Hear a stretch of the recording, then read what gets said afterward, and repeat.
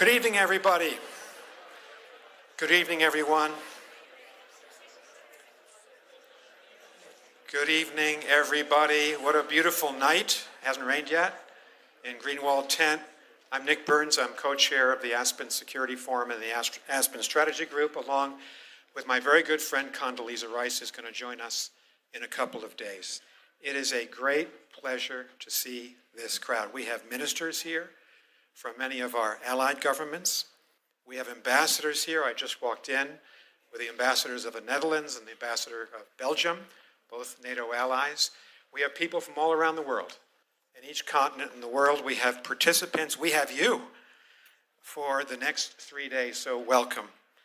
The first person I want to recognize tonight is the board chair of the Aspen Institute, Margot Pritzker, and she has done a phenomenal job of lifting this organization up.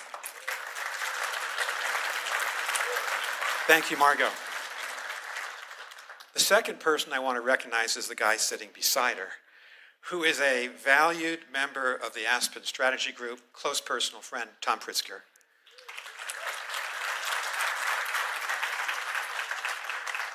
Dan Porterfield couldn't be with us. He's got a very important and positive family event he's had to go to outside this country, but had a great talk with Dan this morning about all the great positive changes here at the Aspen Institute, the support from the board, the support from the public for this big idea that we have that it's worthwhile getting together to talk about serious issues concerning the United States and the world. So thank you all for being here.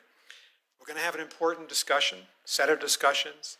I think they're going to be exciting, maybe even portentous over the next 3 days. We're going to have some debates, as we always do at the Aspen Strategy Group, because we're living in a consequential time. And we've got major crises affecting all parts of the world, and some major positive transformations of the global economy and in technology that we ought to be thinking about seriously and talking about seriously. Consider just briefly some of the major points of the agenda this week. Putin's brutal, illegal, and tragic war in Ukraine, his assault on a great nation in the center of Europe, the nation of Ukraine. The war's impact on hundreds of thousands of civilians, innocent civilians, who've died or been wounded or been scarred forever by this brutal assault.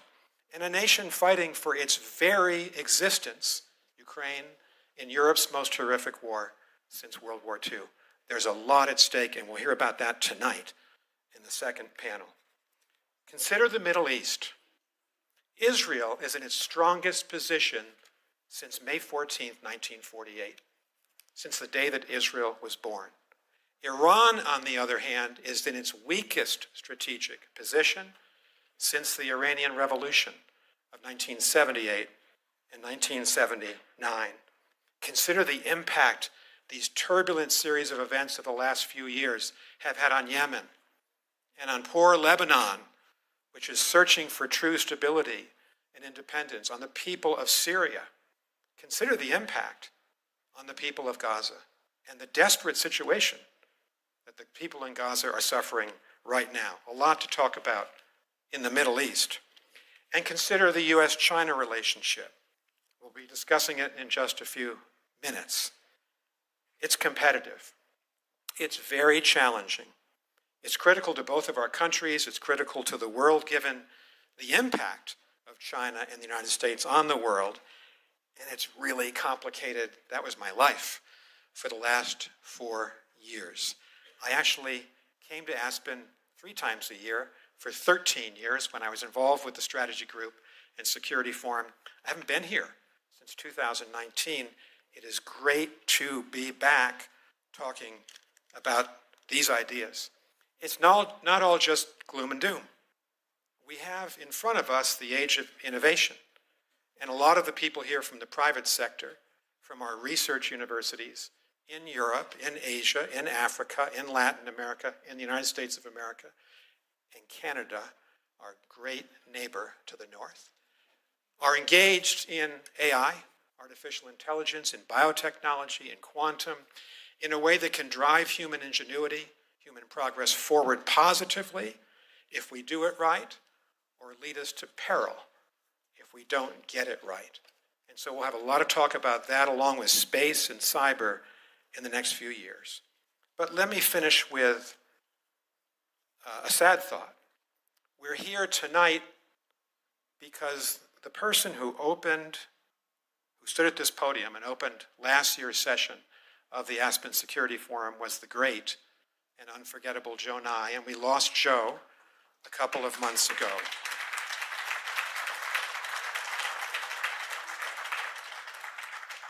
At another time of division in American society, 41 years ago, Joe Nye, Brent Scowcroft, and Bill Perry came together, and they had a big idea that when Republicans and Democrats were arguing and fighting in Washington, they might repair to the Rocky Mountains for serious discussion about the issues that separated them. Then it was President Reagan's defense buildup and the missile issues that we had with Europe. That was a big idea. Joe, of those three people, was the person who was with this organization all the way through until May of this year, when he passed away in Massachusetts. And his core belief was that we had to be nonpartisan in this tent and in every other Aspen forum, that we didn't come in as Republicans and Democrats. We came in as Americans, and we were fair to each other and respectful, and that is the way we're going to conduct our conversations this week. I will say this, we regret, obviously, the decision of the Pentagon and the Trump administration to not permit 12 senior officials of the Pentagon who had accepted and wanted to be here from being here. It's regretful, but our door is open to the Trump administration, of course to our government, because our government was duly elected. We want them to succeed. Our door is open this summer, next year, and every year, because that's the American way. Thank you very much.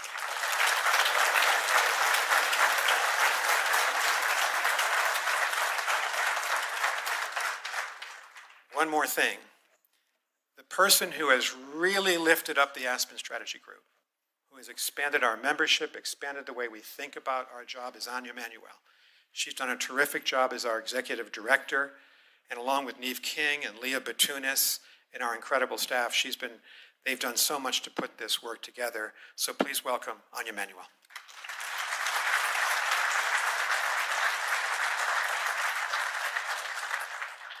Hello, everyone, and welcome to these glorious mountains. It's so nice to be back in the trenches with you, Nick Burns. Nick was my first boss and mentor, my first time working in the U.S. government. We've done so many things since, and we're grateful to have you back from Beijing. We're grateful for all of the great work you did on behalf of your country across many, many presidential administrations, and last as our ambassador to China. So thank you for being our co-chair. Thank you. I'm actually going to start with the thank yous and then do kind of a more reflective piece. We are just so grateful to all of you. Every year you brave bad weather, flights that get canceled, people getting rerouted through LA and Idaho and who knows where, and you make it here because this is such an important conversation that we all have together. Our sponsors are wonderful, they're steadfast, they teach us about technology, they teach us about what's happening in the business world, so we're grateful to have all of you with us.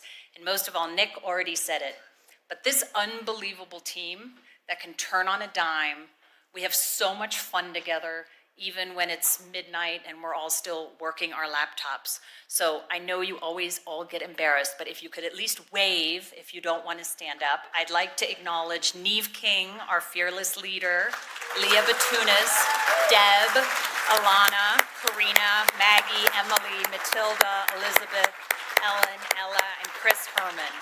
Thank you. And you will also see here with us our 5th class of Rising Leaders. This is a program we started in the middle of COVID, wisely, because we thought there aren't enough young people. We need to get the new generation of nonpartisan or bipartisan and thoughtful foreign policy leaders here to the Security Forum, and we're going to spend a whole year teaching them a little bit about leadership, and we hope what we're doing with all of you is the most important thing, which is that you will be lifelong friends and colleagues and all help each other. So we're grateful that you're all here.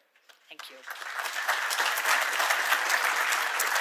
Let me now just pick up briefly where Nick left off. Nick understandably talked about all of the complexities that our world is currently facing. I think those of us who are professionals in the foreign policy world, I think we've rarely seen a world this complex. But what brings us here over and over again is a deeply human desire that unites us all.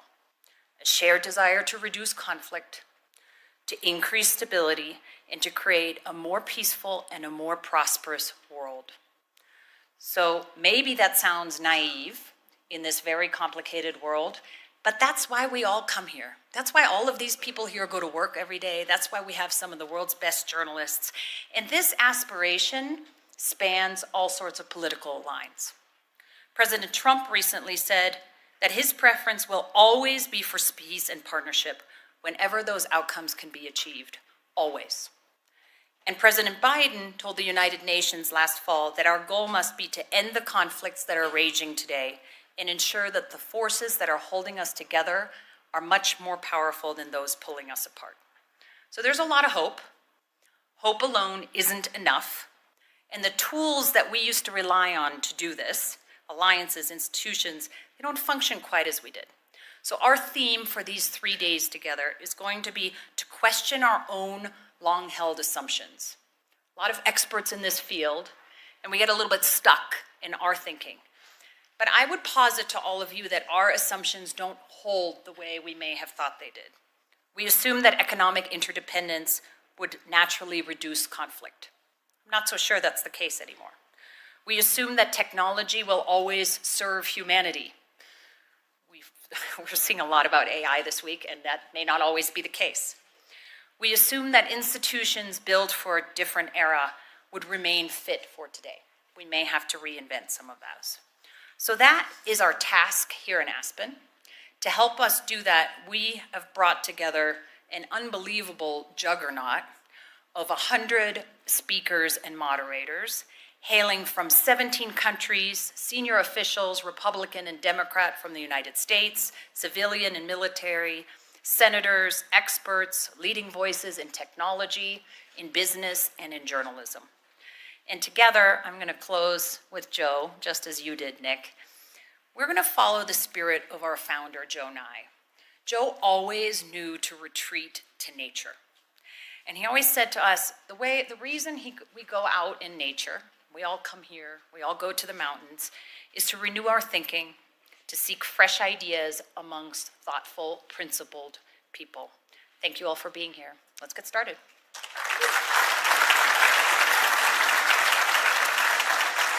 So it's now my absolute pleasure to welcome to the stage Nick Burns, recently returned from Beijing with real insight into what's happening in China today, and one of the world's great journalists, Zanny Minton-Bedoues, the editor-in-chief of The Economist, for a conversation about China. Thank you both for being here.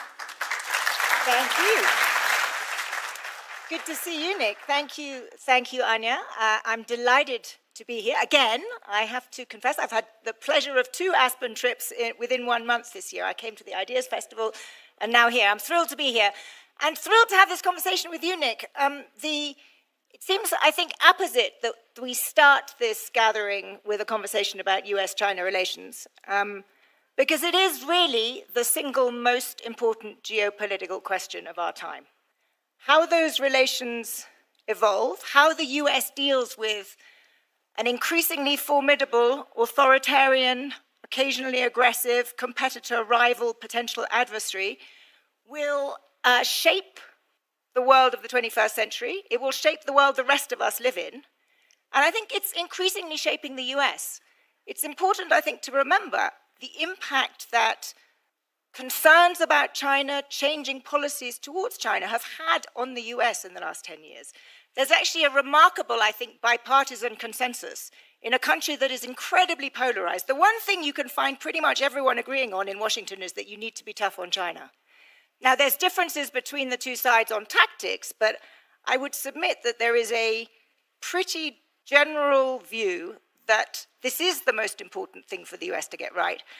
And from the outside, and take this as the observations of someone from the rest of the world whose life and world is going to be shaped by this, I think it is possible that the US doesn't even, given all of that, realize the scale of the import of getting this relationship right. We are, as we'll have already heard from Anya, and we'll hear again, we're in the foothills of the AI revolution. So we have this geopolitical rivalry at a moment of tremendous technological change. So how this rivalry pans out will shape the economy of the 21st century. It may determine who has an unassailable lead. It will, heaven forbid, we can avoid this, but it could lead to the most catastrophic conflict if we get this wrong. And finally, I think there is a risk that in its approach to China, the US risks potentially losing sight of what it is that makes the US great. There is, and I'm going to, hopefully I can rile you a little bit, this is why I'm saying this, there is a risk that in its concerns about China, the US loses sight of the openness, the competitive market, the attraction to immigrants, the kinds of policies that make the US great. And I think it would be catastrophic for the world if in a focused rivalry with China, the US loses what is great about the US. So there you go. There you've got my views to start with. I want to start. We couldn't have a better person to talk about this with than Nick Burns. You all know him, so I'm not going to give you the many reasons why you're the ideal person, but simply to say, every year I go to China, as you know. Every year around March, I spend about a week there with my colleagues. And almost always the most interesting, or at least one of the most interesting conversations is with Nick.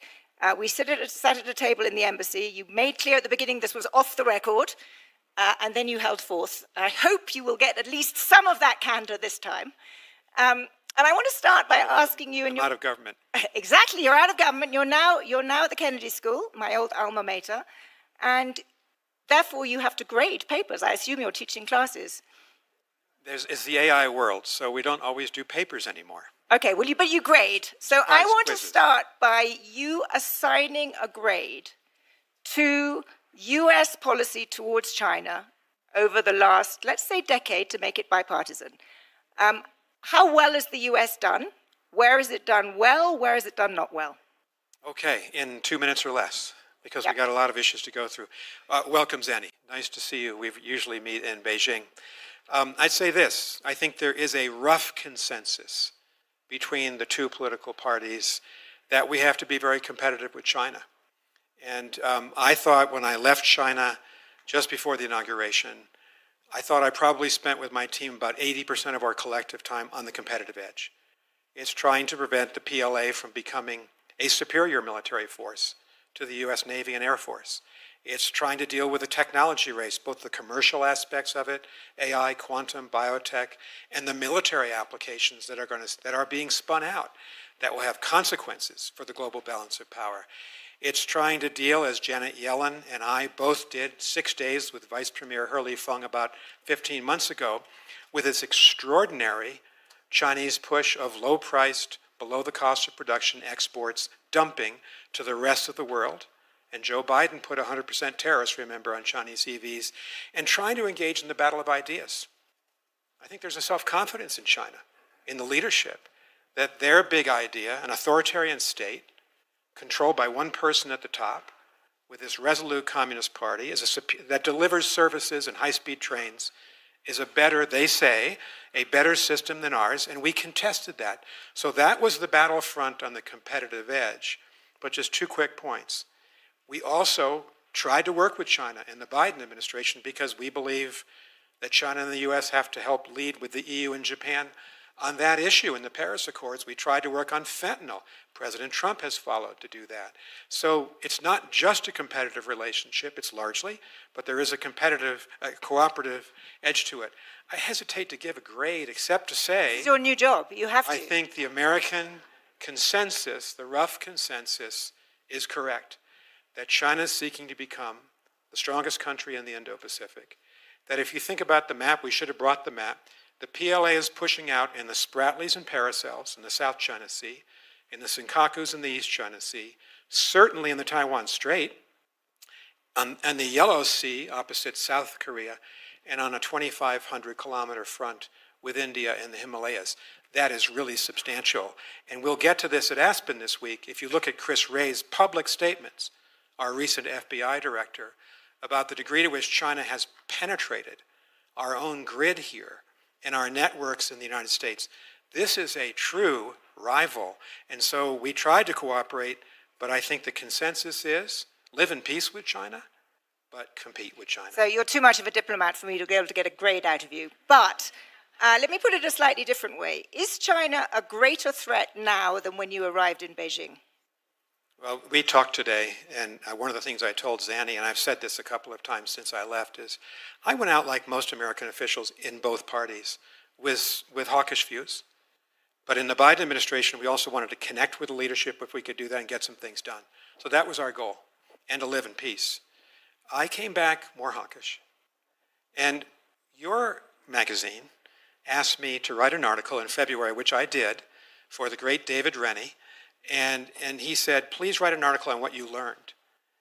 What were your takeaways? And that was my prominent takeaway, that I think the problem set is more difficult and complicated. I think the will and ambition and increasing strength of China technologically, economically, through their intelligence apparatus, and certainly through the PLA, it's not just a wake-up call. I think we had the wake-up call 10 years ago, but it certainly reaffirms where most of us are.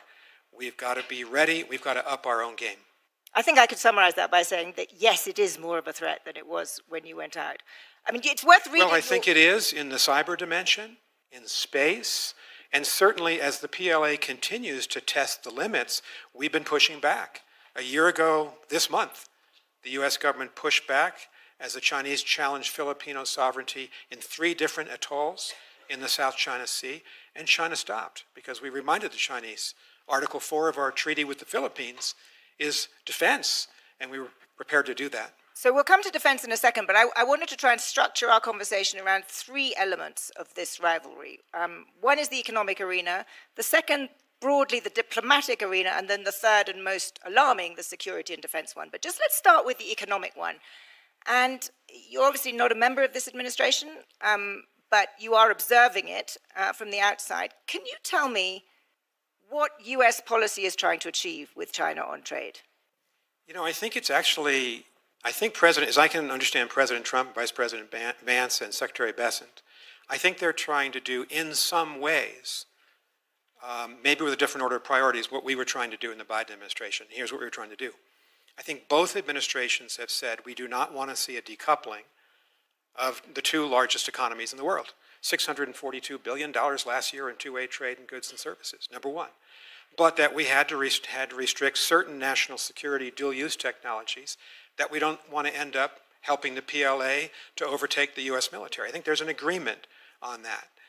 Third, we also believe that trade was important. Joe Biden put 100% tariffs on EVs, 50% on semiconductors, Chinese, and 25% on lithium batteries. I wouldn't have counseled 145% in April, but I got to tell you, I think President Trump is right to be tough-minded, to push a tough deal. I think Secretary Bessent has been impressive in his discussions with He Lifeng, the vice premier, who's a very close associate of President Xi and is really the overall coordinator of economic policy. And we've got to drive a hard bargain because, as Secretary Yellen said publicly, China is producing 2 to 3 times domestic demand in steel, robotics, EVs, lithium batteries, solar panels, dumping them on the rest of the world. Who's raised tariffs against China in the last 12 months? India, Turkey, South Africa, Brazil, Colombia, Mexico, the US, Canada, and Europe. So I actually think there are a lot of parallels and connections between President Biden's approach, President Trump's approach, and I wish President Trump success in that. Well, I think that's true. There is a lot of commonality, but let me give perhaps the opposite view, which is that one could look at the last 3 months and argue that actually the threatening tariff strategy has been somewhat of a failure. Who climbed down on tariffs with China in the end? The US. China is the country that has been playing hardball with its rare earth export controls. And I think there's a plausible argument that actually the last 3 months have shown that China has the upper hand in this economic relationship, and that you can threaten as much as you like. In the end, the US backs down and China's standing tough. I'm glad you asked about this because I respectfully disagree on 2 points. It's a symbiotic relationship.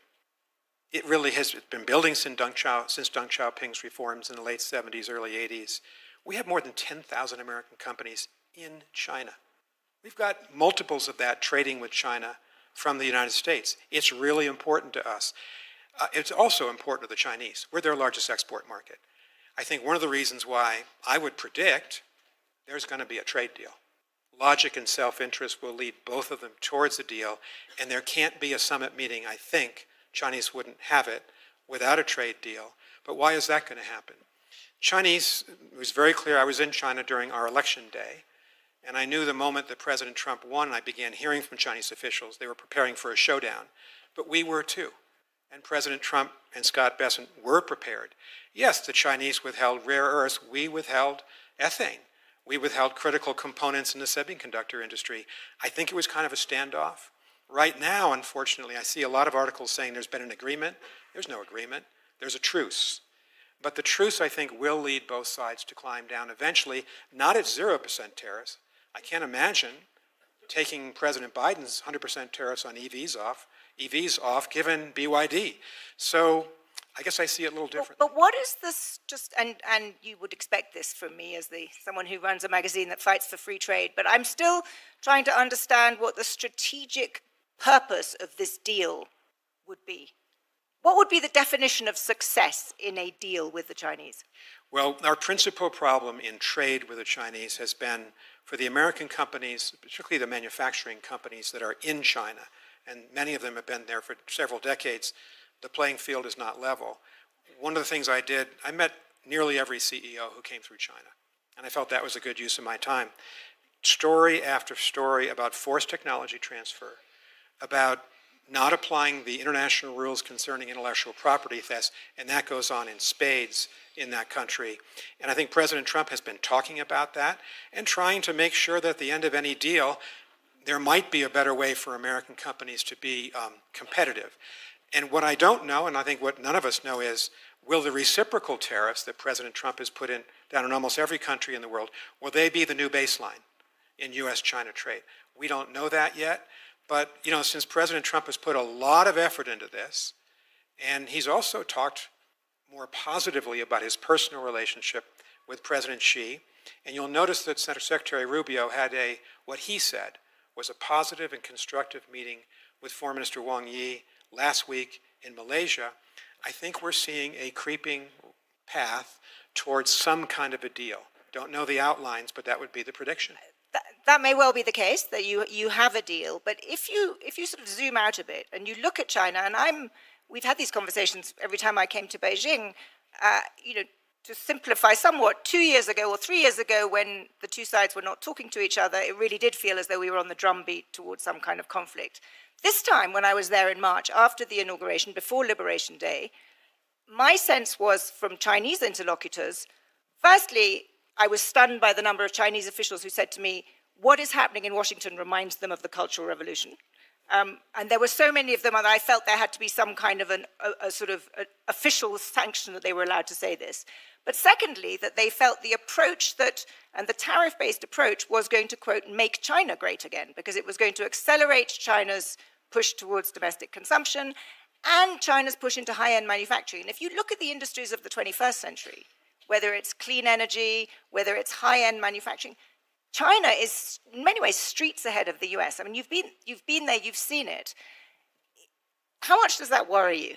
And how much is this tariff policy the appropriate way for the US to retain its economic lead? Well, let me just talk about the tariff policy towards China. I think that's your question. I think President Trump is right to be tough-minded. I see him heading for a deal with China. Now, on the rest of it, these global reciprocal tariffs, I actually supported what President Obama and his U.S. Trade Rep Mike Froman proposed in 2015-16, and that is a big free trade deal in the Indo-Pacific, and you see the consequences of that. China is the leading trade partner of 120 countries in the world. All of Southeast Asia, all of Central Asia, parts of South Asia, nearly all of sub-Saharan Africa. And as we were flying into Lima, Peru for President Biden's last summit meeting on November 15th of 24, the New York Times had this extraordinary color-coded map.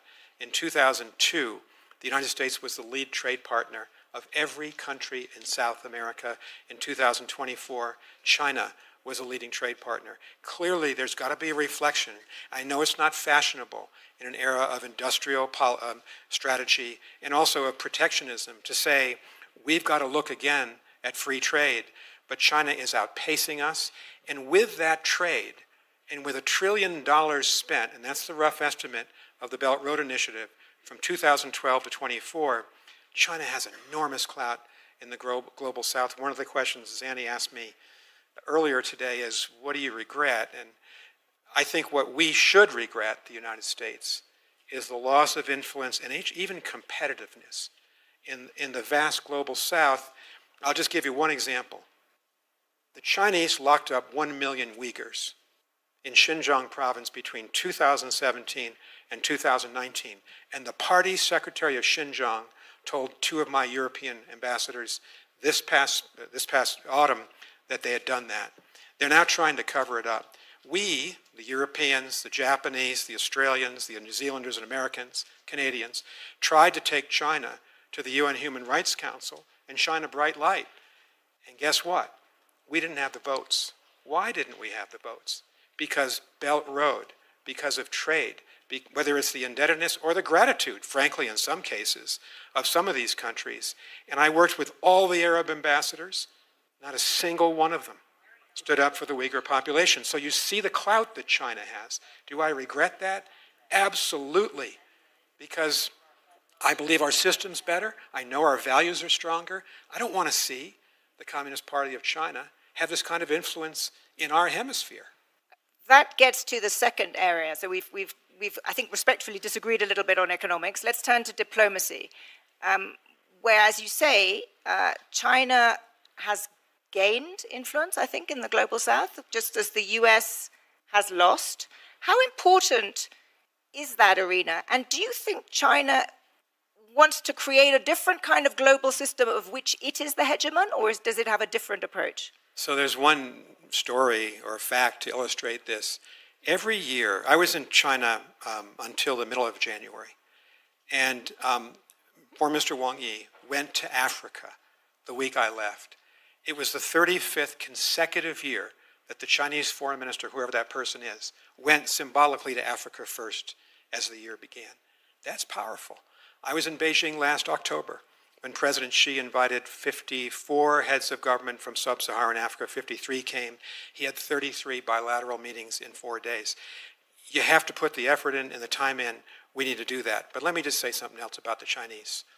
I think they were threatened, and I felt it in my bones as I talked to them over the last couple of years by the fact that President Biden strengthened our alliance with Japan, with South Korea, with Thailand, our security partnership with India, our treaty alliance with Australia, and there are a lot of European officials here tonight, the incredible relationship that we had, that President Biden had with Ursula von der Leyen. And we have our great, Julie Smith, our great ambassador to NATO here, who worked that end of it as I was working the China end of it. We had a consensus on many of these issues about how to push back against China, as well as work with it, from the EU and NATO, as well as the Indo-Pacific allies. The Chinese felt threatened. What did they try to do? They tried to build the BRICS up. The only problem is the BRICS operate by consensus, and India's in it. And they've now got Ethiopia and Saudi Arabia and the Emirates. They don't always think, sometimes they're with China, sometimes they're not. The BRICS isn't a competitor to this incredible alliance system that every president has built up since the Second World War. And I've said some supportive things of President Trump, and I meant them. Here's my criticism. You can't question the sovereignty of Denmark about Greenland. You can't contest the whole national history of Canada. Our great friend and neighbor, I would say beloved, I'm from New England, we're neighbors. And you can't make our allies feel subservient to the United States. And I think right now, I'm just reading the way you are. I'm trying to talk to a lot of people. U.S.-Japan tensions on trade, U.S.-South Korean tensions. We're somehow reviewing the AUKUS agreement. Michael Fullylove is here. I hope he speaks this week. He's really smart, from the Lowy Institute in Sydney on this, and we talked about it today. One of the takeaways I wrote about in your magazine was be nice to your allies.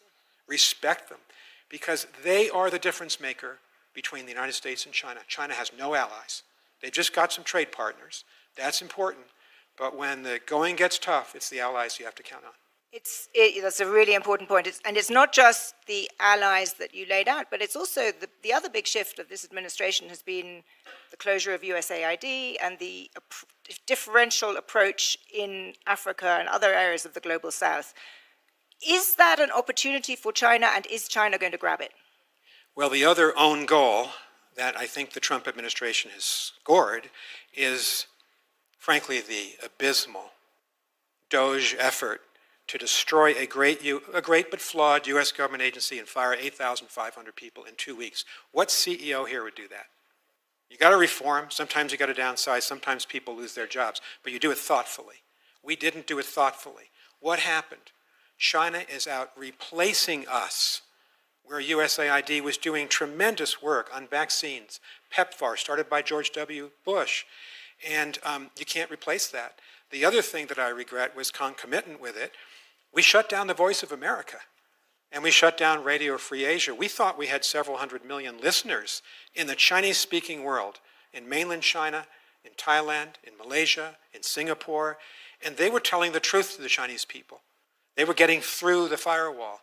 We shut them down. What happened? And I think the New York Times did a really good story on this the other day, and that is CGTN and China Radio just replaced the VOA hours in Indonesia and Ethiopia.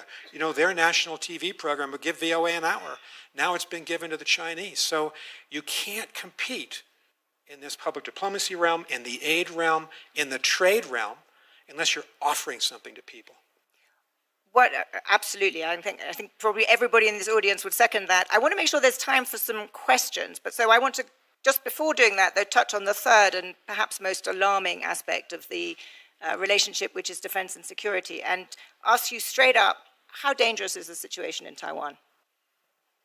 I think Taiwan is ultimately the most dangerous point on the map between the United States and China. And I was in Beijing on August 2nd, 3 years ago, 2022, when Speaker Pelosi visited Taipei. And by the way, we supported her visit publicly, and I supported it privately with the Chinese and left them in no doubt about that. But the consequence was, since 1954, there's been a median line in the Taiwan Strait.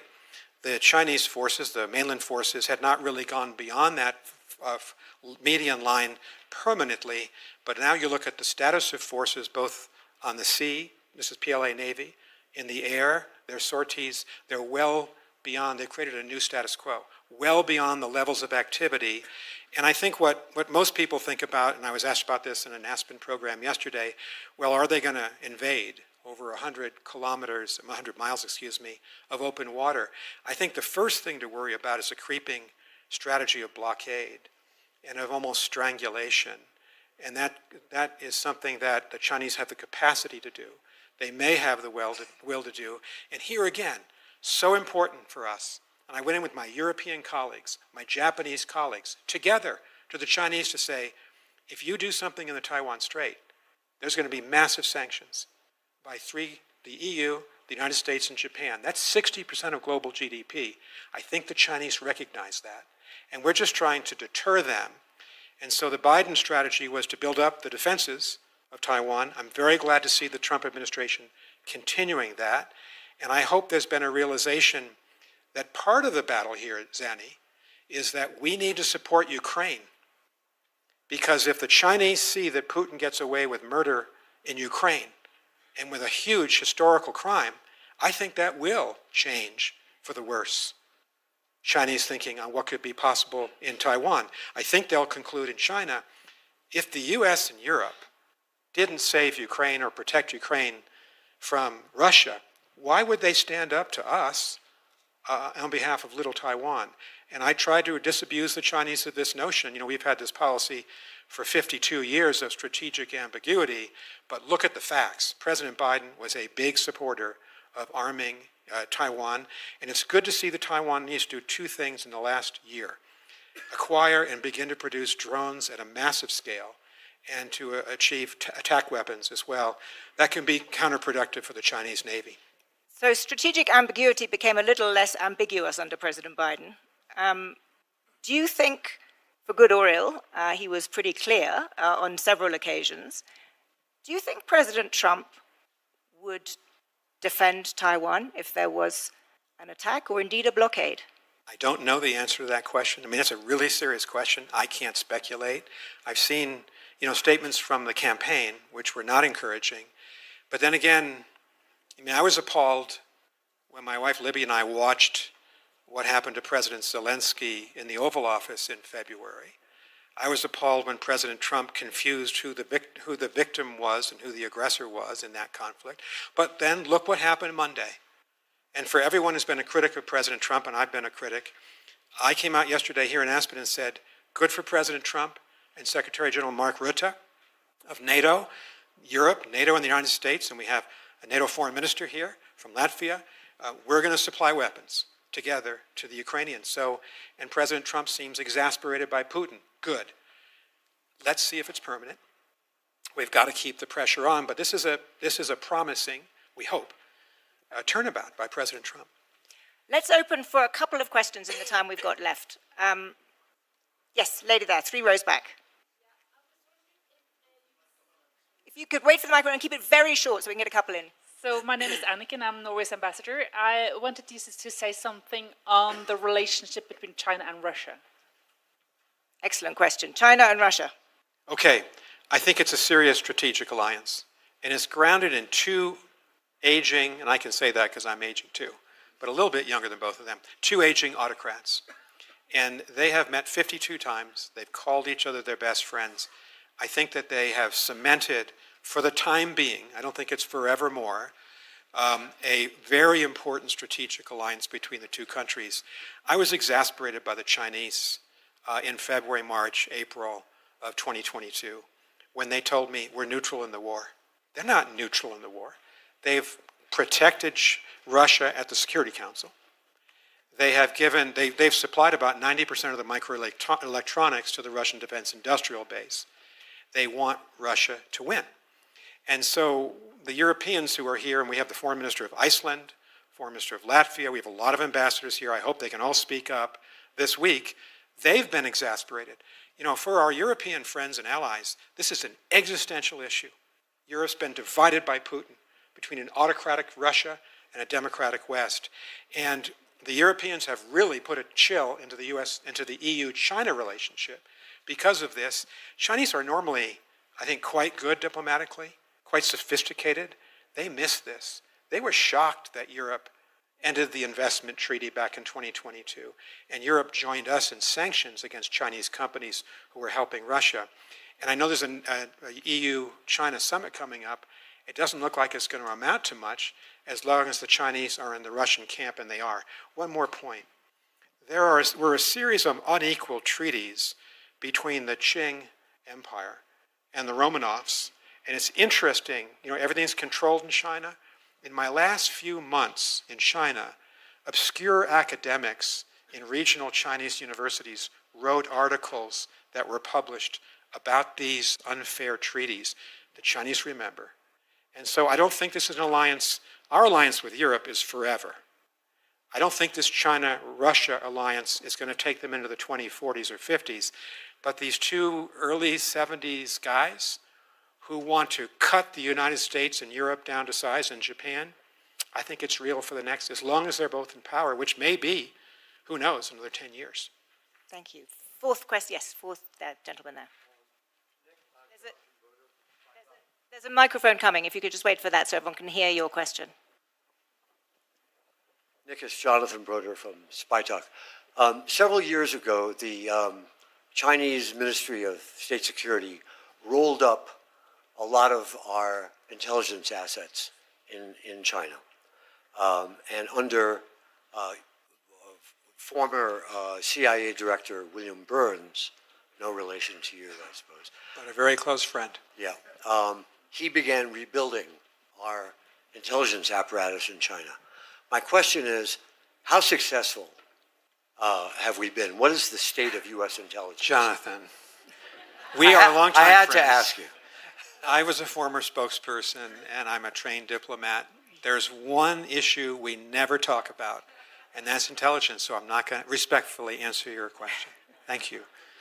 That gives Let's time. have a beer later, but I won't talk about intelligence.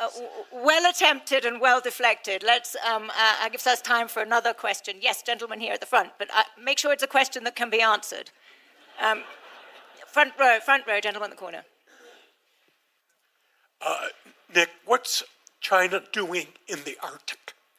So here we have a great American ambassador to Norway, Ambassador Nationson, and we were colleagues separated by several thousand miles. It's interesting. You know, Norway, of course, Finland, Sweden, Iceland, the United States, Canada, certainly, and Russia.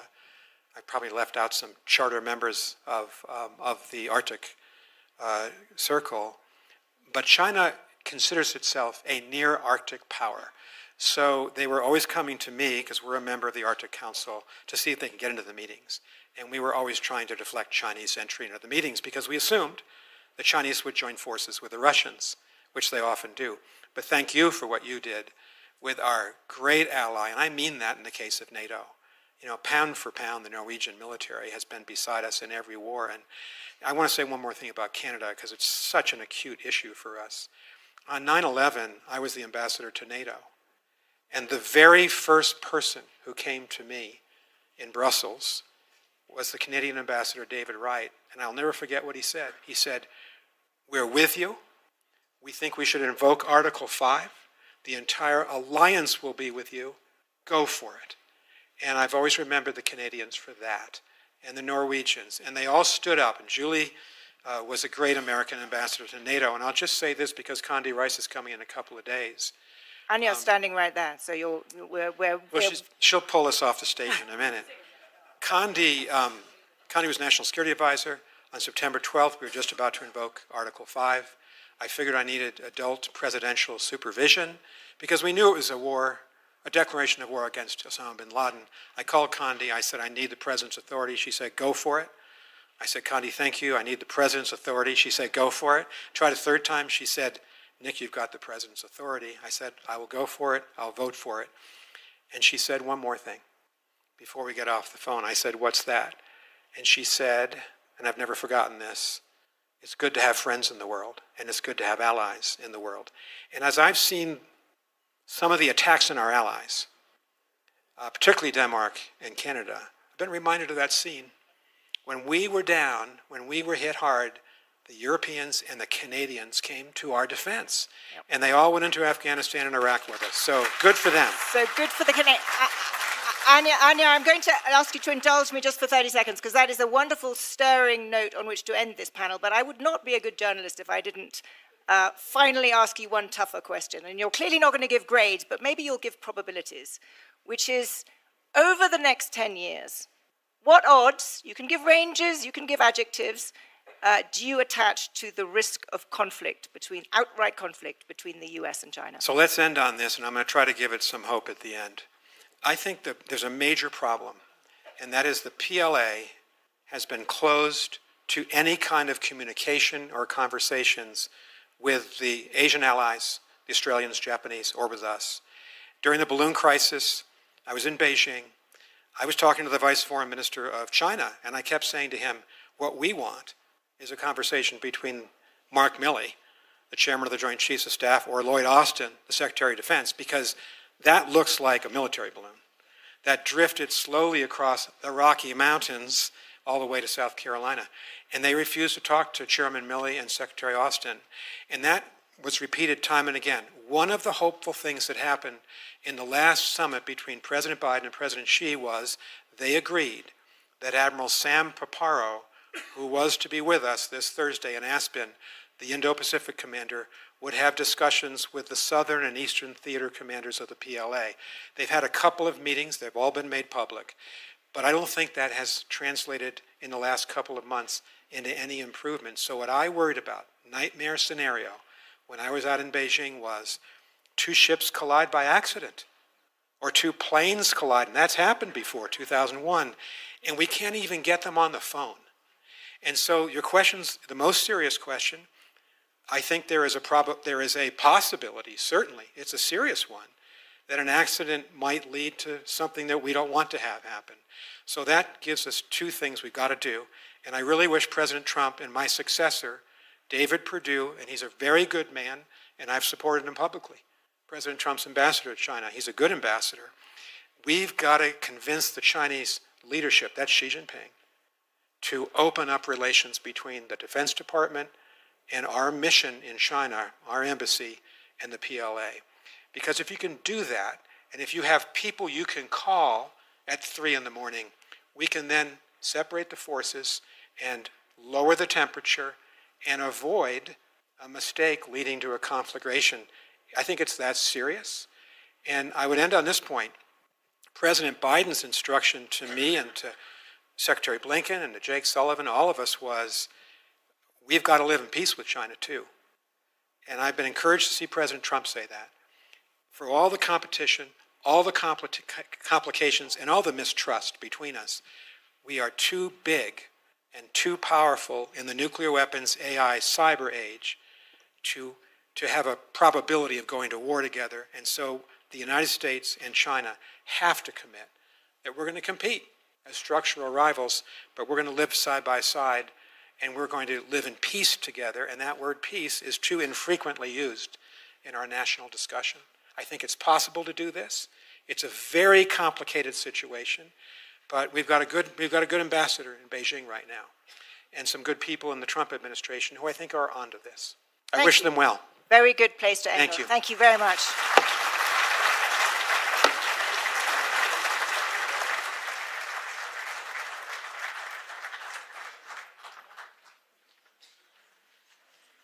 Thank you all. You just got a real front row seat at what's going on in U.S.-China relations, and we're now going to give you a real front row seat on what our European friends and allies see happening in Ukraine and more specifically in Russia. We have an unbelievable lineup for you all this afternoon. One first is Baiba Braja, the Minister of Foreign Affairs of Latvia, who also was formerly an Assistant Secretary of NATO, so she knows these issues deeply. Wolfgang Schmidt, who until very recently was what in our system would be like the White House Chief of Staff, the chief officer for the Chancellor Scholz in Germany. He looks much more rested now that he's out of office. We have Thordis Gylfadóttir, who was recently the foreign minister of Iceland and is now a special envoy to Ukraine, so she sees that conflict really up close. And my dear friend, Julie Smith, who is just back from Brussels, where she was the permanent representative of the United States to NATO. And Shashank Joshi from The Economist is going to have this discussion for us. Thank you all. Please join us. Thanks.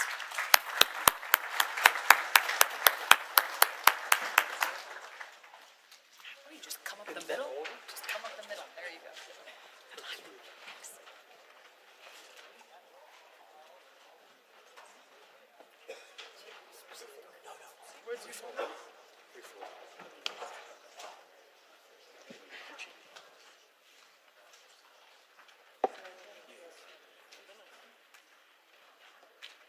Good afternoon, everyone. Thank you so much for joining us. I understand not every panel at this forum will be chaired by The Economist, but the best ones probably are.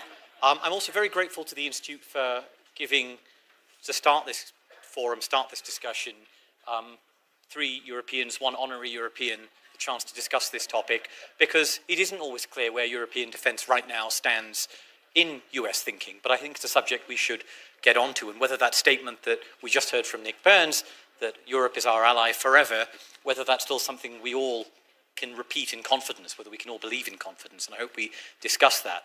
I just want to begin with a couple of very quick reflections.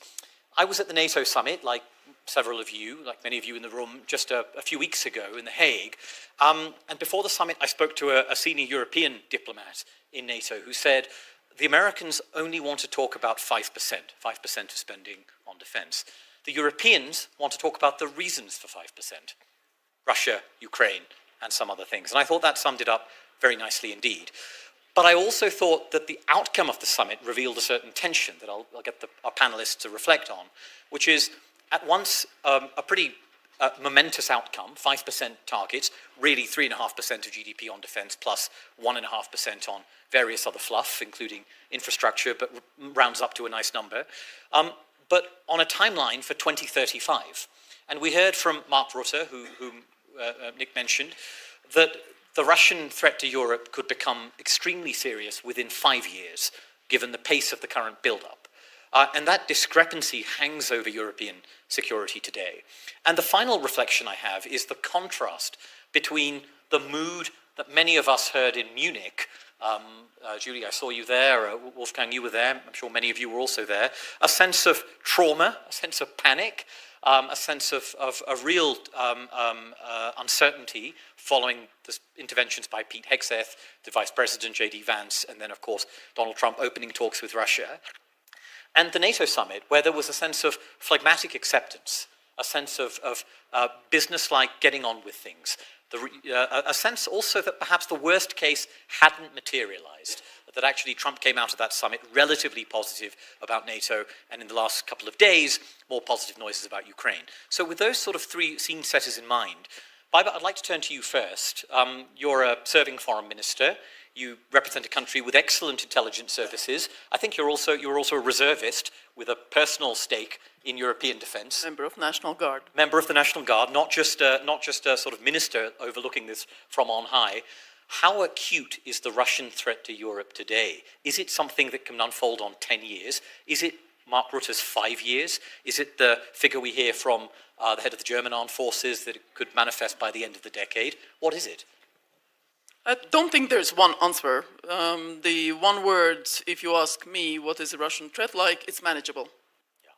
But it does require action, it does require leadership, it does require the strength that we basically cover under 5%.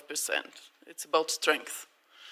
And when we look at what is the Russian threat, I think it's important to know actually Russia's warfare doctrine. And very often, we only think about what we are seeing in Ukraine after 2022. But what was happening before, and before 2014, was also warfare. And that was part of Russia's doctrine. It was preps. It was cyber, it was infops, it was corruption, it was influence gaining, it was everything. It's part of the warfare, and that's happening already. So you cannot separate that conventional and non-conventional parts from each other. And I think understanding that for not only Europeans. When we speak about Europeans, we include Turkey, we include Norway, we include basically everyone in Europe. It's not just EU. It's happening in the US, it's happening in Canada. We all know that. And understanding that wholesome threat is very important, that the preps testing involves strength. But basically, for us, it's 3 lines of effort that still matter. One is making ourselves strong. So whether it's 5%, for us, some of us, it will be more. Because the external border of the EU and NATO, it's not just abstract 1.5%. We are already at 4% purely militarily. So strengthening civil border, you know, the border guards and so on and so forth, customs, but also militarily. ISR, everything. It involves a lot of resources. It doesn't come back to the economy always. That's an issue. You need the GDP to have those 5% from. So the economy actually matters. That's why all the trade disputes actually don't help anybody in that respect. And then, of course, we need very clearly to weaken Russia. That's the cheapest way to sort of delaying Russia's threat that could become more conventional, and strengthening Ukraine. That's the short-term, medium-term issue. And strengthening Ukraine, it's great what President Trump has been doing with regard to coming to the decision-making that, yes, Putin is just bluffing his way through and trying to delay any sort of decision-making in Washington or elsewhere. But in the same time, also clearly recognizing that there is not a single indication in Russia that they want peace. Nothing, not one little bit. Some of the sort of more hidden questions in the questionnaires that are still being done in Russia do show change of attitude with regard to concerns, with regard to the attitude of possible peace with Ukraine and so on and so forth. But in power structure, no change. Politics, military, economy, private sector, religion, media, everything about the war. And so we cannot expect that threat diminishing, whether that's on conventional, on nuclear, or subconventional part in the Russian warfare doctrine. So threat is real, it's there, and it's manageable, but it requires strength and clear commitment to weaken Russia, sanctions, and so on and so forth. So deterrence holds, deterrence can hold, and the view expressed by Secretary General Rutte that if you don't spend 5%, start learning Russian, that may be a slightly unhelpful view in your framing. Secretary General is different from Secretary General before. certainly more effusive in his text messages. And he, you know, he expresses himself differently, just like US presidents do. But again, speaking about where we are with the US, it's pretty straightforward. I mean, all the US administrations have said to nations in Europe who are not spending on defense, because you can't say Europeans, because we are Europeans, we'll be spending more than 5%. We'll come back to Europe in defense. But those messages wake people up. And the way President Trump spelled it out, yes, it's very sometimes different, but in the same time, both in his first administration and today, it does bring results. It does bring results. Thordis, can I turn to you, given your involvement in Ukraine and your prior experience as well? It is clear that whilst we've avoided the worst case of a complete cut-off of US weapons, of critical munitions, of Patriot interceptors, we've avoided that, it seems. We're in a sort of still a new world where Europe is expected to pay for US weapons. Europe has to take, as in conventional defense, so too on Ukraine. Europe is expected to stand up. So the question I want to ask you is, do you feel Europeans have a strategy? Is the aim simply to keep Ukraine armed to a sufficient degree to survive? Or is there something beyond this? Is there an end state that you think Europeans have in mind that they are aiming to with this? Well, I mean, first I would say, I think most of us realize now that the war in Ukraine is literally a test of everything we stand for. And I actually agree with the diplomat that, put in one sentence about the 5% and then, what are we ready to defend? I hear the statements. I know that the defense spending has increased, but I also know the only reason we still have the time, because we always say we need more time, Europe needs more time, we need more time to find the money, to increase production and all of that. The only reason we have that time is because of the fighting spirit of Ukrainians. So, I hear the statements, but we are not doing enough. We are not doing it fast enough. And we say that we're in it for as long as it takes. Me personally, I'm getting very tired of that line, because for as long as it takes, what does that mean? I would say that connects with your question. I would say that we should be in it for Ukraine to win, for Russia to lose, and to send a very strong signal to other autocrats that are thinking about something similar. And in that regard, I think it's extremely important that, because I have had conversations with people from the US, where they've said, we can't be supporting Ukraine as much because we have to worry about China. And I said, well, you do see how that connects. And some people say, no, it doesn't. It doesn't. We have to focus on China, and we can't do what we should be doing with regards to Ukraine. And I think that's a fundamental misunderstanding.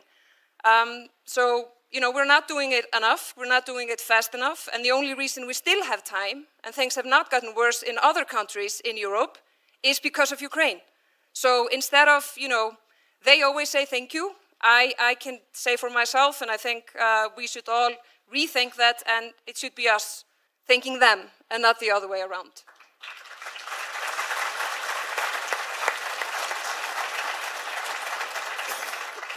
I imagine there are a great number of Europeans who wholeheartedly agree, by many of those in your region, but there are also a great many who would not, and would say that realistically the end state is going to be arming Ukraine to achieve an imperfect diplomatic solution in which we will give up many unpleasant and unpalatable things. And that is the consensus in Europe, is it not? Yeah, but I mean, again, I think we also have to understand what they are fighting for. The Ukrainians are not only fighting for their internationally recognized territories. They are fighting for a change in how the society operates. They are fighting for a society that they've already made a decision that they have become and will continue on that path. So for them, it's not only about the territory. It's about what kind of society they want to have. So yes, there might be, let's say there was a ceasefire. There would be some sort of peace negotiations.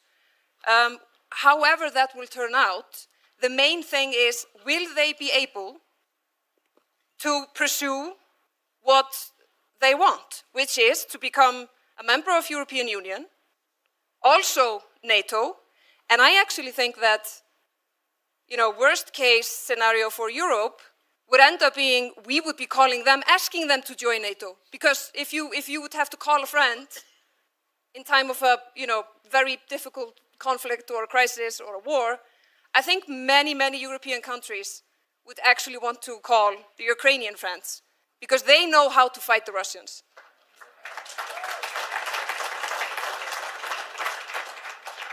Wolfgang, I appreciate your views on that, but also more broadly, I'd like to put a broader hypothesis to you, and you can tell me if you agree or disagree, which is that the sense is now Europe has bought itself some time.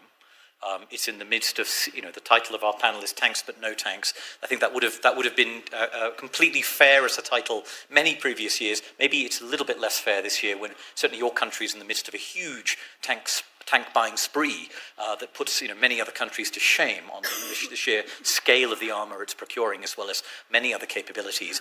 But the view is that Europe has avoided the risk of a disorderly, chaotic US retreat, but it now has a number of years, but perhaps less than it thinks, to stand on its own feet, to build a European defense. But we can't do it in under 7 or 8 years. This is a task of a decade. Is that how you think? Is that how you saw it in office? Is that how it's a fair way to see it? Is that a reasonable strategy to proceed? Yeah, and that is what is agreed upon, or was agreed upon at the NATO summit and beforehand with the NATO Secretary of Defense, so that we have 10 to 15 years. But obviously, we try to speed up our defense spending. No, 15 is optimistic, Wolfgang. Yeah, I'm a member of the working group of optimists in politics, and I continue to be that. Actually, now money is not the constraining factor. It's industry capacity. And sometimes I had the feeling it's industry by name only. It's like craftsmen's, like building very beautiful and very expensive weapons. And we need to get to speed. And so what we need to do as one of the countries that produces quite a lot of good stuff, like IRIS-T for air defense, we need more countries to buy so that the company that produces that would ramp up production. And the same goes true for ammunition. And then we also need, and our defense secretary just did an interview with the FT, also urging industry to ramp up production and not waiting that you have a guaranteed 10-year contract where we guarantee you from the very beginning that we're going to buy half of the production. A little bit of capitalistic risk appetite, and I think it's nearly a risk-free environment at the moment, given the 3.5% for defense spending. And what we decided, the new government decided, is that now we got rid of our debt brake for defense. We're going to speed up coming to the 3.5%. So we said we're going to reach that in 2029, which is an incredible increase in defense spending. But yes, it is complicated, and we really need to turn everything, because the system got very complacent as well, both on the industrial side, but also like our procurement, the tenders. As you all know, we have 130 different weapon systems in Europe. Meanwhile, the US has 30, because there's a lot of competition between European companies. Then we need a fair share if we do joint European like fighter jets. I negotiated personally several times with our friends in France, because like everybody's obviously protecting also their own industry, and that kind of thinking we need to overcome. And then I'm optimistic. And just very briefly also on Ukraine, because it's no secret that Germany was among the countries that was somewhat more skeptical on the NATO question. Yeah, but at the same time, and people tend to forget that when there's so much euphoria, we were by far the second largest provider of military aid to Ukraine in the world, and by far the largest in Europe. Had Great Britain done the same we've been doing, they would have doubled actually their support to Ukraine. And people somehow forget that. We didn't talk too much, so our PR department was not as good as others, but actually our production was pretty good in our delivery unit. I think that the problem is, and everybody applauds and we all want Ukraine to win, but the real question is the one that you ask, and that is so difficult to even discuss in broader public, and that's the tough discussions we are having with the Ukrainian friends. What is realistic in confronting a nuclear power? So is the idea to win back Crimea a realistic one? Probably most of us think it is. It would be great, but it's not so realistic. And so the question, when we tell them you have to win, especially in the beginning, don't we put too much pressure also on poor President Zelensky, also internally, because he will, and he did it now, he will have to sell tough decisions to his people, and that's not easy.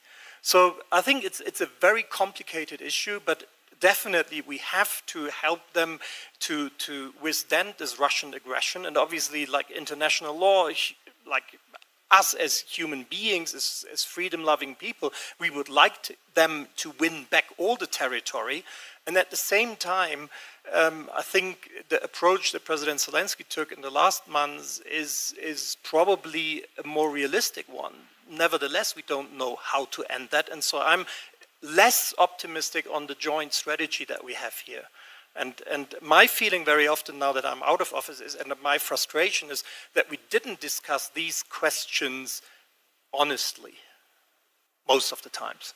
Torres, did you want to quickly say something before I turn to Judy? Just because I'm not talking on behalf of anyone in Ukraine, but I just think, again, because of, if we understand what they're fighting for, I would assume that for them the primary thing is to have the possibility to be the society that they want, which is free, prosperous, without corruption, protects human rights, and is allowed to be a part of, European Union and other alliances that they want. So I don't think that it's not, either you have the 100% of the former of the internationally recognized territory, or there's nothing.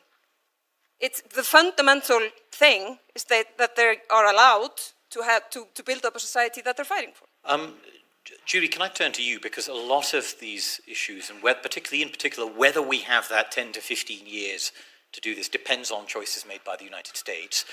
I saw you in February at Munich, and I quoted you in a piece I wrote, and I think you said to me, the lights are blinking red on the risk of. At that time, we didn't quite know what was happening and what might happen on US decisions in Europe. When I now talk to US officials, the mood is actually they feel there won't be dramatic changes to force posture in Europe. They're quite relaxed. They think, troop numbers will remain broadly stable. Of course, there will be some reductions, but there will be a fairly orderly, calm process, not the sort of hints of what we've seen in South Korea, or with sort of rapid reviews of posture in unexpected ways. Are we being complacent? No, not necessarily. I mean, in truth, we don't know what the result of the Global Posture Review is going to be. I certainly don't know what's going on behind closed doors. But there are certain scenarios that do give me pause. And I think if you look at the 20,000 additional U.S. troops that were put into Eastern Europe when the war started, there is a risk that those troops come out quickly. And there's two scenarios of how Europe responds to that. On the one hand, Europe could say, all right, the US needs to focus elsewhere, roger that, and we're going to fill the gap. We're going to do more in Eastern Europe and enhance deterrence so that Moscow understands that they cannot touch NATO territory. That would be a delight. There's another scenario, however, where Europeans, some Europeans say to themselves, the US feels comfortable leaving Eastern Europe right now. That may signal that they don't see the Russian threat to be as acute as it was when they sent those troops in the first place. Therefore, we too could withdraw or reduce some of our troop presence in Eastern Europe. But that's just the Eastern European piece. There's a bigger question, and that is, will the Trump administration be comfortable withdrawing troops that are based in Germany and Italy? And there, you really then have a dilemma for the NATO alliance, because despite the increase in spending and the really fantastic summit that we just had, and we should feel good about what just happened at the NATO summit, great result. But as we have also noted this evening, it will take time for Europe to spend those resources in a way that it could make up for any gaps in any of those three locations, particularly as it relates to the enablers, things like lift, air-to-air refueling, missile defense. There's a long list there, ISR in particular, where Europe is not in a position today to fill those gaps if it so desired. So my understanding is that NATO Secretary General Mark Rutte has assurance from President Trump that it will be an orderly withdrawal. It will be slow and steady, whatever the outcome ultimately is. Allies will be consulted. I hope that's how it unfolds. But I think based on what we've seen over the last couple of months, I think it's understandable for all of us to question whether or not it will unfold as planned. I'm going to come back to you in just a second, Judy, but Biber first. When you look at those two possible European responses to the vacuum that's left, or the gap that's left, a reinforcement of Eastern Europe, a sense that we'll do more to deter in the way that you said at the beginning, or a sense that actually sort of standing back a little bit with the threats not that acute. What are you hearing when you talk? I'm not asking you to name individual countries, but what mood are you getting out of your allies and partners on this? Listen, there hasn't been a single message that US is going to leave Europe. I mean, that's not the way the discussions take place. That's not how the discussion goes about. We have to be very aware that those capabilities that US has in Europe not always are useful elsewhere. If it's about threats in the Indo-Pacific from China, that's actually quite different. We need more air and maritime forces. Again, I'm not going to go into details, but the military side really knows when they talk about it and what is needed, what is not. The same with the Middle East. We saw what was happening when the situation was brewing there. Very much of US posture was related, actually, to what they had in Southern Europe and Central Europe. And those 20,000 forces and President Biden's decisions were greatly appreciated. Quick, efficient, fast. They are training. They're not sitting in the barracks or something. They're actually doing very efficient training. And that posture changes. Like now we had the big Baltops exercise. It was entirely different from what we had had before. Different troops, different speed, different capabilities involved. And that's what the allies in Europe are doing. We are developing the biggest single military range, brigade-size maneuvering with electronic warfare, live bombing, night flights, everything, drones, everything. The sort of thing it's harder to do in Britain or Germany. Where it's difficult to do elsewhere. And that is in accordance with the US requirements. And that is what interests the US forces. So we are in pretty good sort of relationship in terms of discussing and talking about it.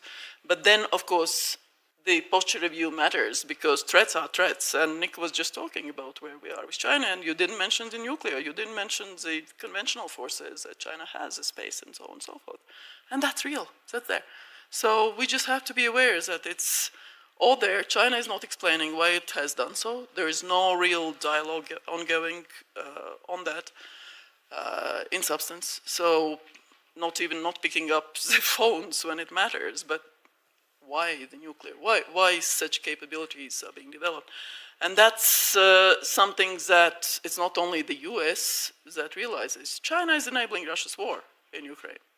Russia would already have lost the war if not for China. I'm glad you raised China, and I wanted to connect the conversation to where Nick left off, which is, just Julie, to you for a moment. The UK has an aircraft carrier strike group in the Pacific right now. Germany has sent frigates in the last 18 months. The Italians have sent naval assets. There's a lot of European interest in involvement. It is reported that Bridge Colby, the Pentagon's policy chief, told the British that he doesn't want them there. We don't want you there. You're diluting your effort in Europe. Stay in your lane. Very different message to the one that the Biden administration delivered, which was there is utility in your presence, in an intermittent, moderate presence. How do you weigh this? Do you think there is a risk that Europe could dilute what are relatively scarce naval assets, for example, in the Pacific, when it really should be focusing on the High North, the Med, these theaters that are quite severely contested?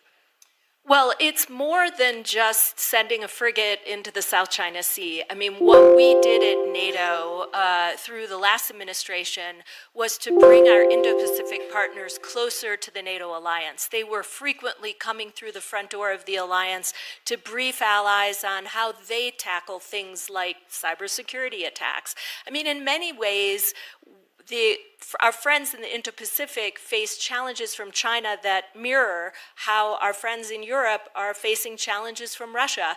And given what Nick Burns just talked about, this deepening partnership between Russia and China, we thought it would be fruitful and productive, and it was, to bring America's Indo-Pacific allies together with our European allies. And it yielded some really interesting results. I would just note when North Korea sent 11,000 troops to Russia to fight Ukrainians, South Korea came into the alliance to brief allies on who those forces were. And that was a really interesting, concrete example of the value of Indo-Pacific allies working with European allies. So above and beyond a ship sailing through the South China Sea and the naval presence, all of that's important, but what's also important is deepening those partnerships. And what I fear and what I do hear from some European friends is that this administration sees less value in that. And I think it would be a tragic mistake to lose sight of one of America's greatest assets, and that is the allies we have across the Pacific, the allies we have across the Atlantic, and our ability to bring them together.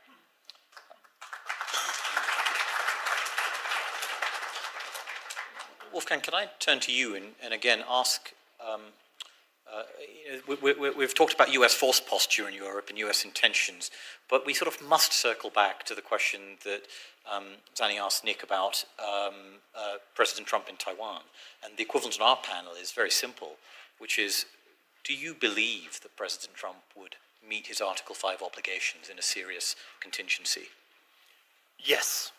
And we are trying everything to make sure that this will hold also in the next months and years.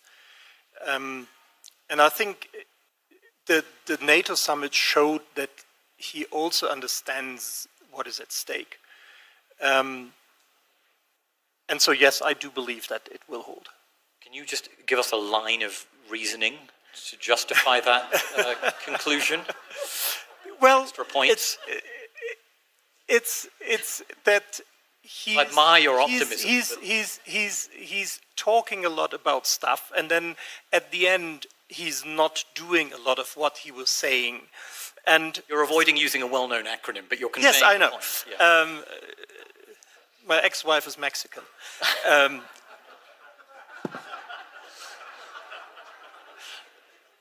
So I think there is at the end a belief also in the system, you might call the deep state, that we need allies. And obviously it's the final decision of the US president, but it's so interlinked what we see. And he probably also felt good at the NATO summit, and Mark Rutte made sure that he feels that way. And I think he sees, and we've seen that in Trump 1, and I know Trump 2 is different from Trump 1, that at the end, he was sticking to what we agreed upon. So that's where my optimism is coming from. But obviously nobody can look into his head. And if we were to think that Article 5 is not worth what it is, then we were in deep trouble. But that is why we, on the conventional side, doing everything. And so, for example, to Judy's question, well, Germany is deploying 5,000 people, like a brigade, to Lithuania. Which no other European European yeah, but country has others done are on doing, that. like at the eastern flank, and Poland. And, I mean, think about it. German troops in the Baltic that would have been unthinkable of even 20 years ago.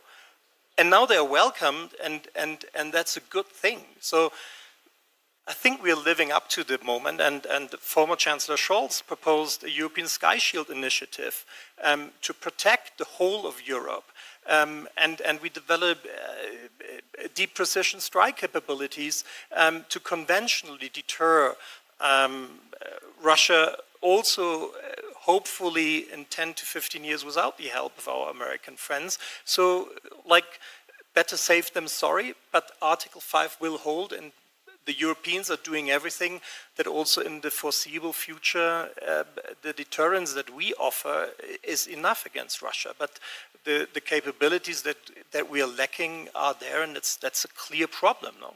Including intelligence. You were nodding along.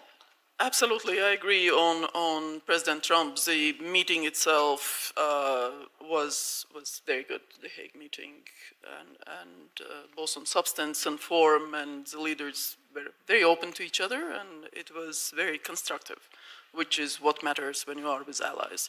You don't want just to do sort of pre-recorded, well-known text. And just like it was with President Biden, you remember, Julie, when there was some pretty free discussions around the table and leaders, running across to each other to explain what they meant and then arguing with each other. So that's what you do when you are with allies and friends, and you can be pretty straightforward. But on the capabilities and Europe, I mean, institutionally, EU actually has done a lot. And also fast for the EU, because it's an organization very much around the unanimity on CSDP, CFSP, which is the Common Foreign Security Policy and Defense Policy.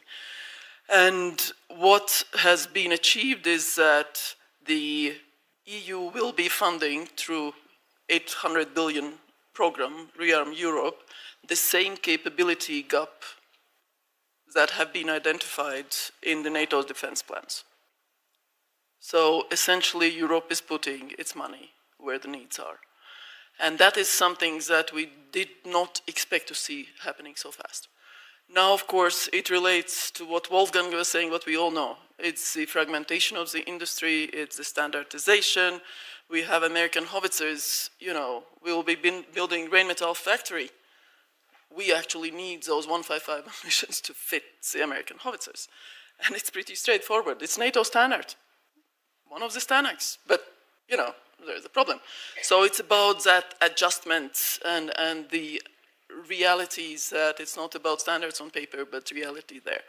And the third point is actually the talent, because what you saw was the Ukrainian operation taking out 70 billion worth Russian Operation Spider's strategic, Putina.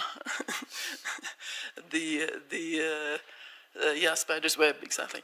It was about the talent, the knowledge, the ability to innovate, prepare, But it was the use of very simple, very straightforward capability. It was off-the-shelf drones. It was not something that it was, billions worth equipment. So the talent that we have in Europe, in our country, it needs to be freed. It needs to be freed, and that is, of course, something that, again, relates to regulation, and that is the strength of Europe, strength of EU, but also a weakness. So that is something that, through the whole process, needs to be just sort of opened up and freed. And I think we are getting there. From what I'm seeing in Latvia with our drone industry, with our quant industry, and so on and so forth, why do Latvia produces 20% of world's algorithms in quant? Because of talent, because of the people, because we have enabled it, because there is a team doing that, and so on and so forth. So we do have that, and putting it together within the alliance, and not forgetting that when we talk about Crimea or the south of Ukraine, Turkey has said, we will never accept it as legally Russian. We will never do that. They have a strategic interest in the north coast of the Black Sea not being Russian forever. And it's just, again, we keep forgetting when we talk about Europe that there is a geopolitical player that is very strong. And when Italy speaks about Libya and the concerns they have for Libya, we know how we need to work together with quite a number of other actors to actually address that threat. And that's, not only migration, but all types of other issues. As we approach the end of our conversation, Torzis, can I come back to you and just to get a sense of whether this really is an inflection point in Europe, how serious this moment is.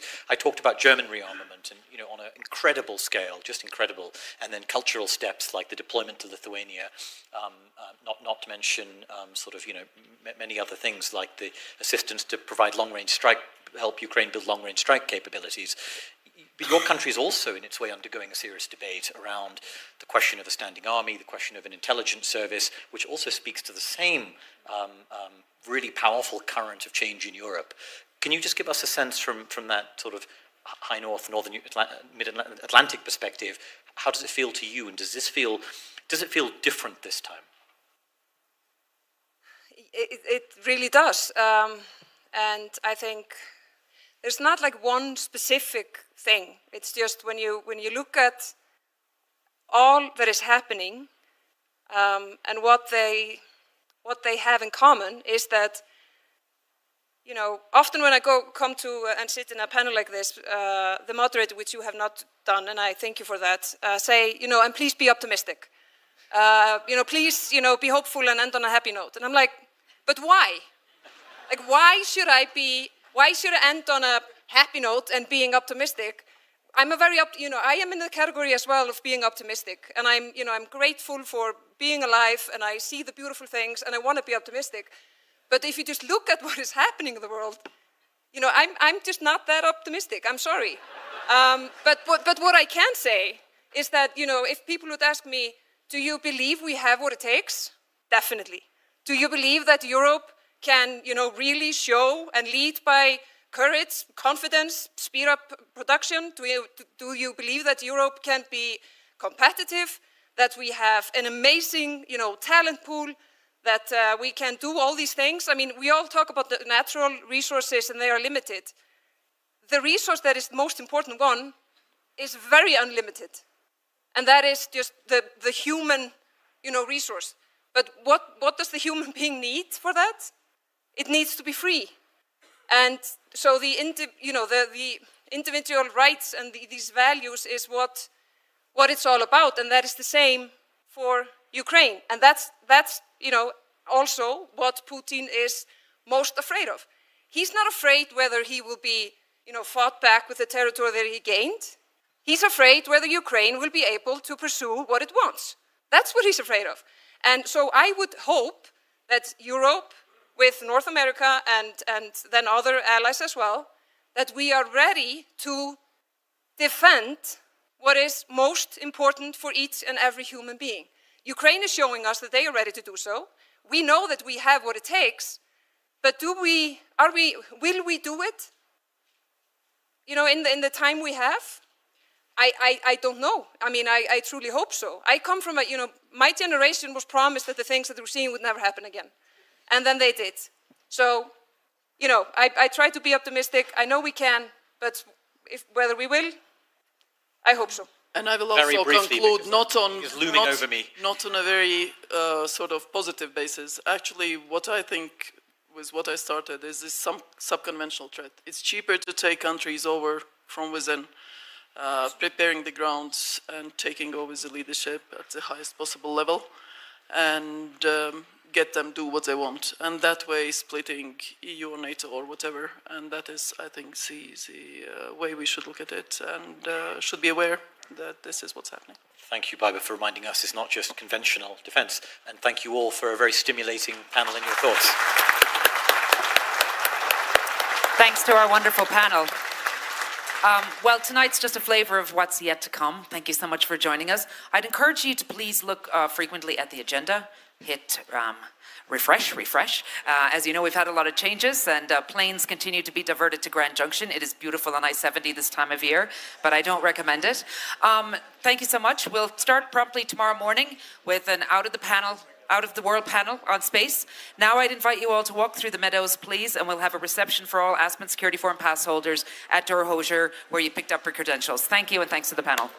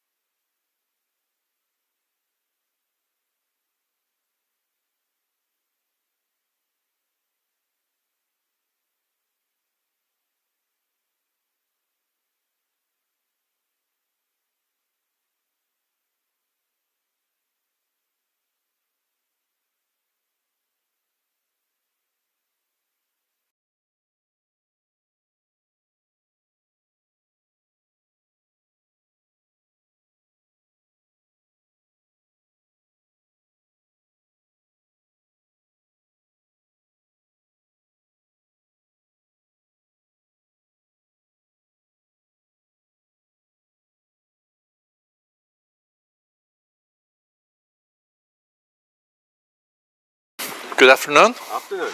Great to see you, Prime Minister. This is Prime Minister's first visit also to China. And as Prime Minister. Yeah, as Prime Minister. I'm no stranger to China. No. I've come to China almost every year. And you speak the language, huh? Yes, we do. Yeah. And I think Singapore is also the largest investor in China still. Yes, we are. And for 12 consecutive years. Yeah. And I think you were also in Beijing and meeting with President Xi Jinping. Yes. Yeah. That went well? It went very well. Yeah. And the mood was good? The mood was good? Well, we have a close partnership, very broad and substantial, a very unique partnership. We call it an all-round, high-quality, future-oriented partnership. Wow. That sounds very substantial. It sounds better in Mandarin. Does it? A lot of things sounds better in Mandarin. Also when you say slow is fast, you know, or a crisis, I think has a double meaning. Yes, 危机. Yeah. So maybe Prime Minister, I know that you have a few initial thoughts, and then we'll have a dialogue for half an hour. Sure. Well, thanks again, Birgit, for the introduction. I think we are meeting at a time of profound changes in the world. After the end of the Cold War, the world saw an unprecedented period of global integration, characterized by open markets, rapid trade, free trade, rapid movement of capital, goods, ideas, and people across borders. And this brought benefits to many people, and for a long time this vision held true. Davos embodied this vision, a vision that global integration would deliver peace and shared prosperity. Unfortunately, I think the world is changing, and the we see over the years more pressures. Discontent against globalization has risen. It started way back. I remember in 1999 when the WTO was held in Seattle. You already had demonstrations and protests there.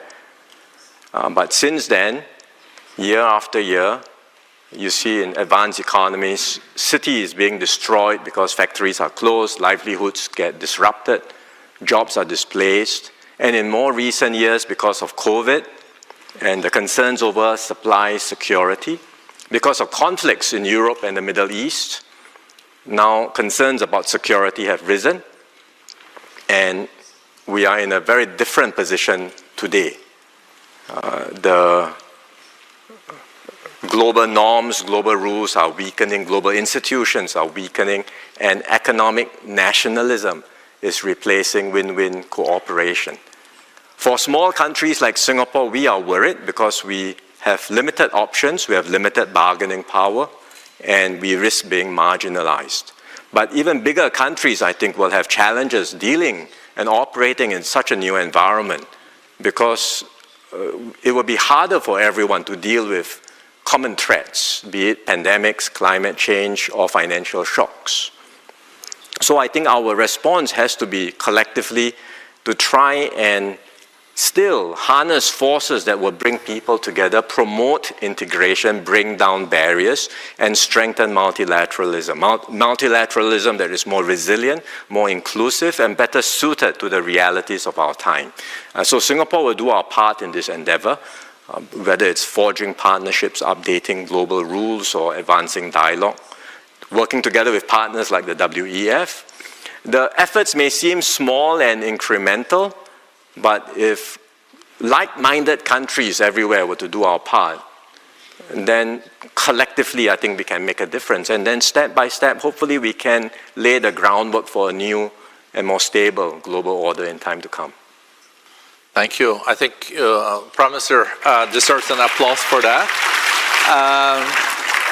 Picking up on your last point, what kind of order or more stable system could we foresee in the future? I think we had one world order after the Cold War, and that order is not really there anymore, but we don't know what is coming. The Premier lead this morning said we have to avoid the law of the jungle, or the jungle growing back. But how do you see this new system of cooperation? You could see a more multipolar system, but at the same time you see soft power replaced with strong power. You see interest spheres also being developed. So multipolarity is one thing, but aren't we seeing more a system of interest sphere? And that for smaller, medium-sized countries would be quite a challenge. It is going to be a challenge. I think, frankly, no one knows what this new order will look like. It's still very early days. We are in a period of transition and a period of evolution. There will be critics of today's system that say it's good that now the system is changing. But I would also say let's have a care. Let's not be too quick to cheer, because what is the alternative? So we have to think through very carefully how we can evolve a better system. And I'll give you two examples of global institutions that have come under pressure, but over the years have been able to reform and upgrade themselves. First, the IMF. I started work as a young economist in the 90s, so I still remember vividly the 1997 Asian financial crisis. People till today call it the IMF crisis. Because the IMF came in with strict austerity, one-size-fits-all measures, and there was a reaction. But look, over the years, the IMF has reformed, it's updated itself, it's customized its approaches, become more responsive, more transparent, and it has taken into account local circumstances and context. It's an improved, upgraded IMF. To be clear, there's still reforms to be done. For example, and in particular, where it comes to the shareholding and governance structure, which still reflects a world after World War II. and needs to be adjusted to better reflect the realities of today's economy. But that's one work that needs to be done and can be done in order for the IMF to maintain its credibility and legitimacy. Second, the WTO.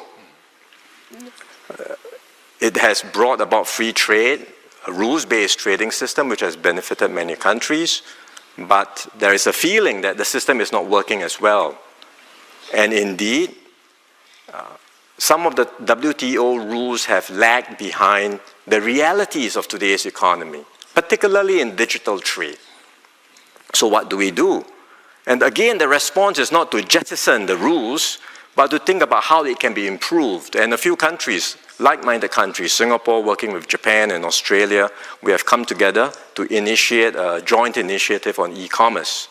And after 5 hard years of negotiation, today more than 70 countries have agreed on the first set of rules for digital trading. It's the building block for the first set of global rules on digital trade.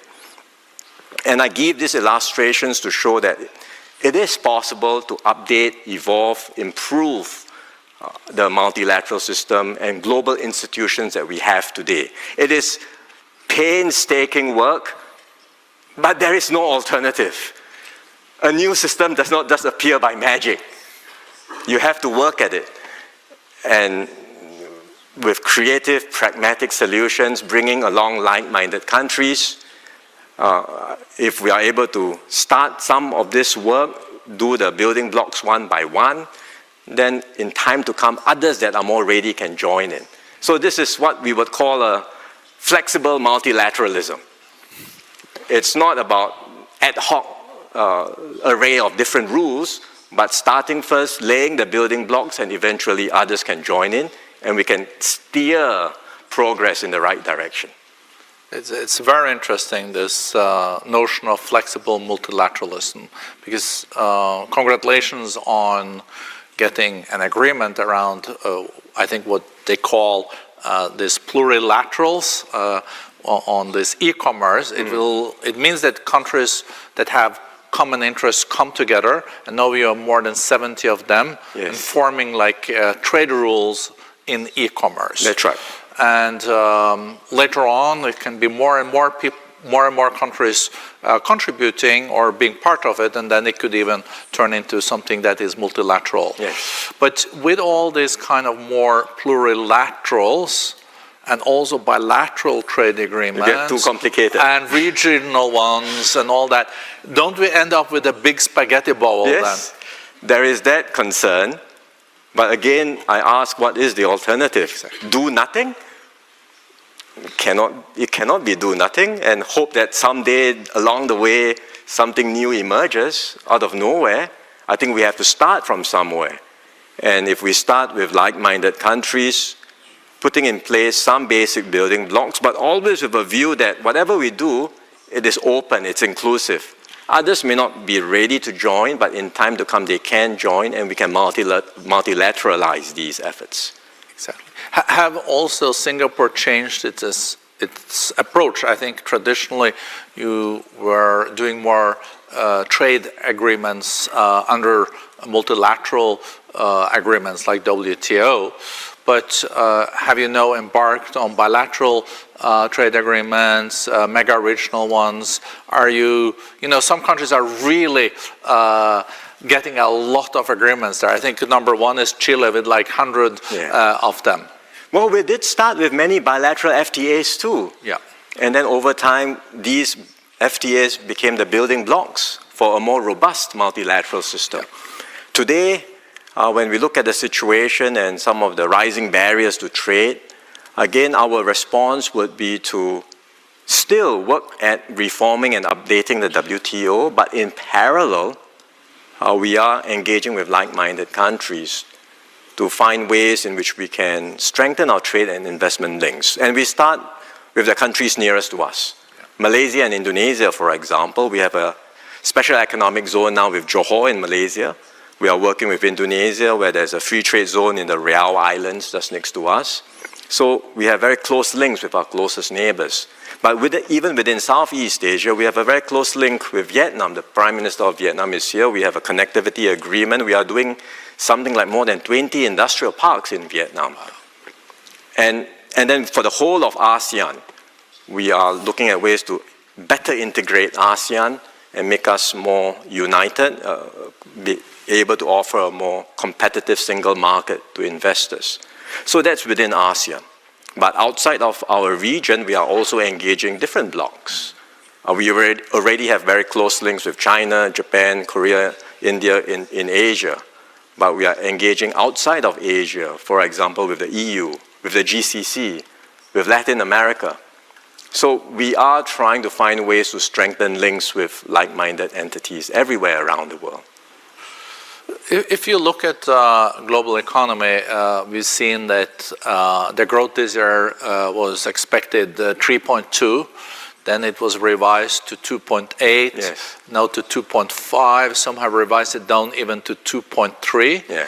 And WTO said the other day that on goods, they even expect maybe a contraction yes. of 1.5%.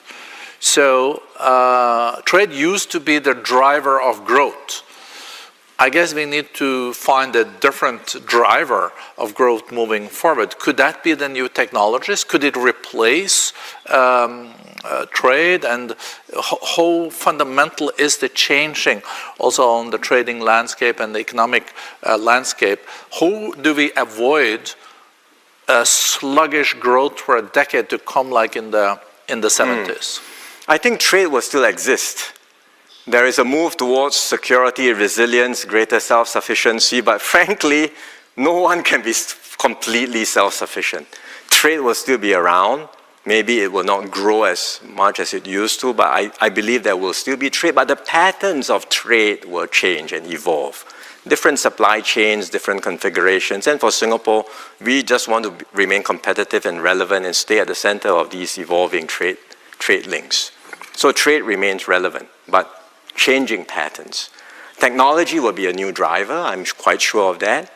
I think the move towards sustainability will also be another driver. We all want to decarbonize, we want to get to net zero, we will need to harness new sources of clean and renewable power. We need to decarbonize industries. So both technology, new technologies, especially digital technologies and sustainability will power the economy of the future. It's interesting we heard it this morning too, that digital trade is growing 8%, yes. while seeing trade in goods, manufactured goods, is almost peaking. We also see services are growing much faster. Yeah. I guess this is relatively good news for Singapore, though, because you're strong in services and you're strong on the digital and technology side. We want to be strong in everything. But yes, we have some strengths. We have some strengths in financial services, logistics. We have some strengths in digital technologies, and we will continue to harness these strengths to stay competitive and relevant. Life is always difficult for a small country. History has never been kind to small nations. So we have to work extra hard compared to bigger countries to keep relevant and stay alive. But the 60 last years have not been that bad for Singapore, though. It's a miracle, isn't it? It's not. We think it's nothing short of a miracle, and so my mission is to keep this miracle going for as long as I can. And it seems like the voters in Singapore are approved by your policies. I think you increased your party's result with 6 percentage points. I'm very grateful for their mandate. Yeah, and not all incumbent parties can say that, at least not in Europe. I can't speak about politics in Europe. I only care about, I can only manage the politics in my country. Which is enough for me. And managing politics in Singapore means that you also have to deal with the big players, because you're such an open economy. As I said at the beginning, through Singapore, you are the largest FDI, foreign direct investor, in China, Yes. but I guess in many ASEAN countries too. And now you have to maneuver between your special friends in the US and in China. How do you balance that? Yeah. Well, that's the favorite question that gets asked of Singapore in conferences like this. I'm surprised it took you a while to get to the question. I wanted to warm you up and hope for a different answer, you know? Well, the simple response is we have good relations with both. We have broad and substantial relations with both America and China. And I know everyone monitors and tracks what we say and what we do very closely, trying to parse every hidden meaning behind every word, behind every action, whether we are moving closer to one or the other. But that's not how we look at things. That's not the way we approach it. And because currently we are in China too, so. Yeah, I know. And maybe tomorrow when I'm in America, then they think differently. But our starting point is that we look at things from Singapore's point of view in advancing Singapore's national interest. Our interests are to have close, good relations on substance with both America and China.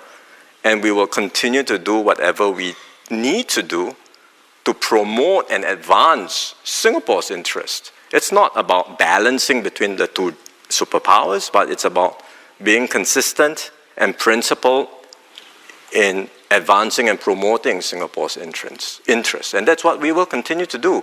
And I think if we continue to do so in a consistent and principled manner, our partners, whether it's America or China or other countries, will see us more as a reliable and trusted partner that we can work with. I would say also that Singapore's position is not unique. We want to be friends with both America and China and to have good relations with them, cooperate on win-win areas. But it's not just us. All of Southeast Asia would like to do the same. And within ASEAN in particular, no single country in ASEAN may have that same size and scale. But when you add ASEAN up altogether collectively, we are not small. We have considerable heft. We are 700 million people, a sizable economy. And ASEAN has the ability to shape its own destiny, to shape its own future. ASEAN was the arena for proxy wars during the Cold War. We don't want that to happen again. So ASEAN's approach is very clear. We reject zero-sum competition.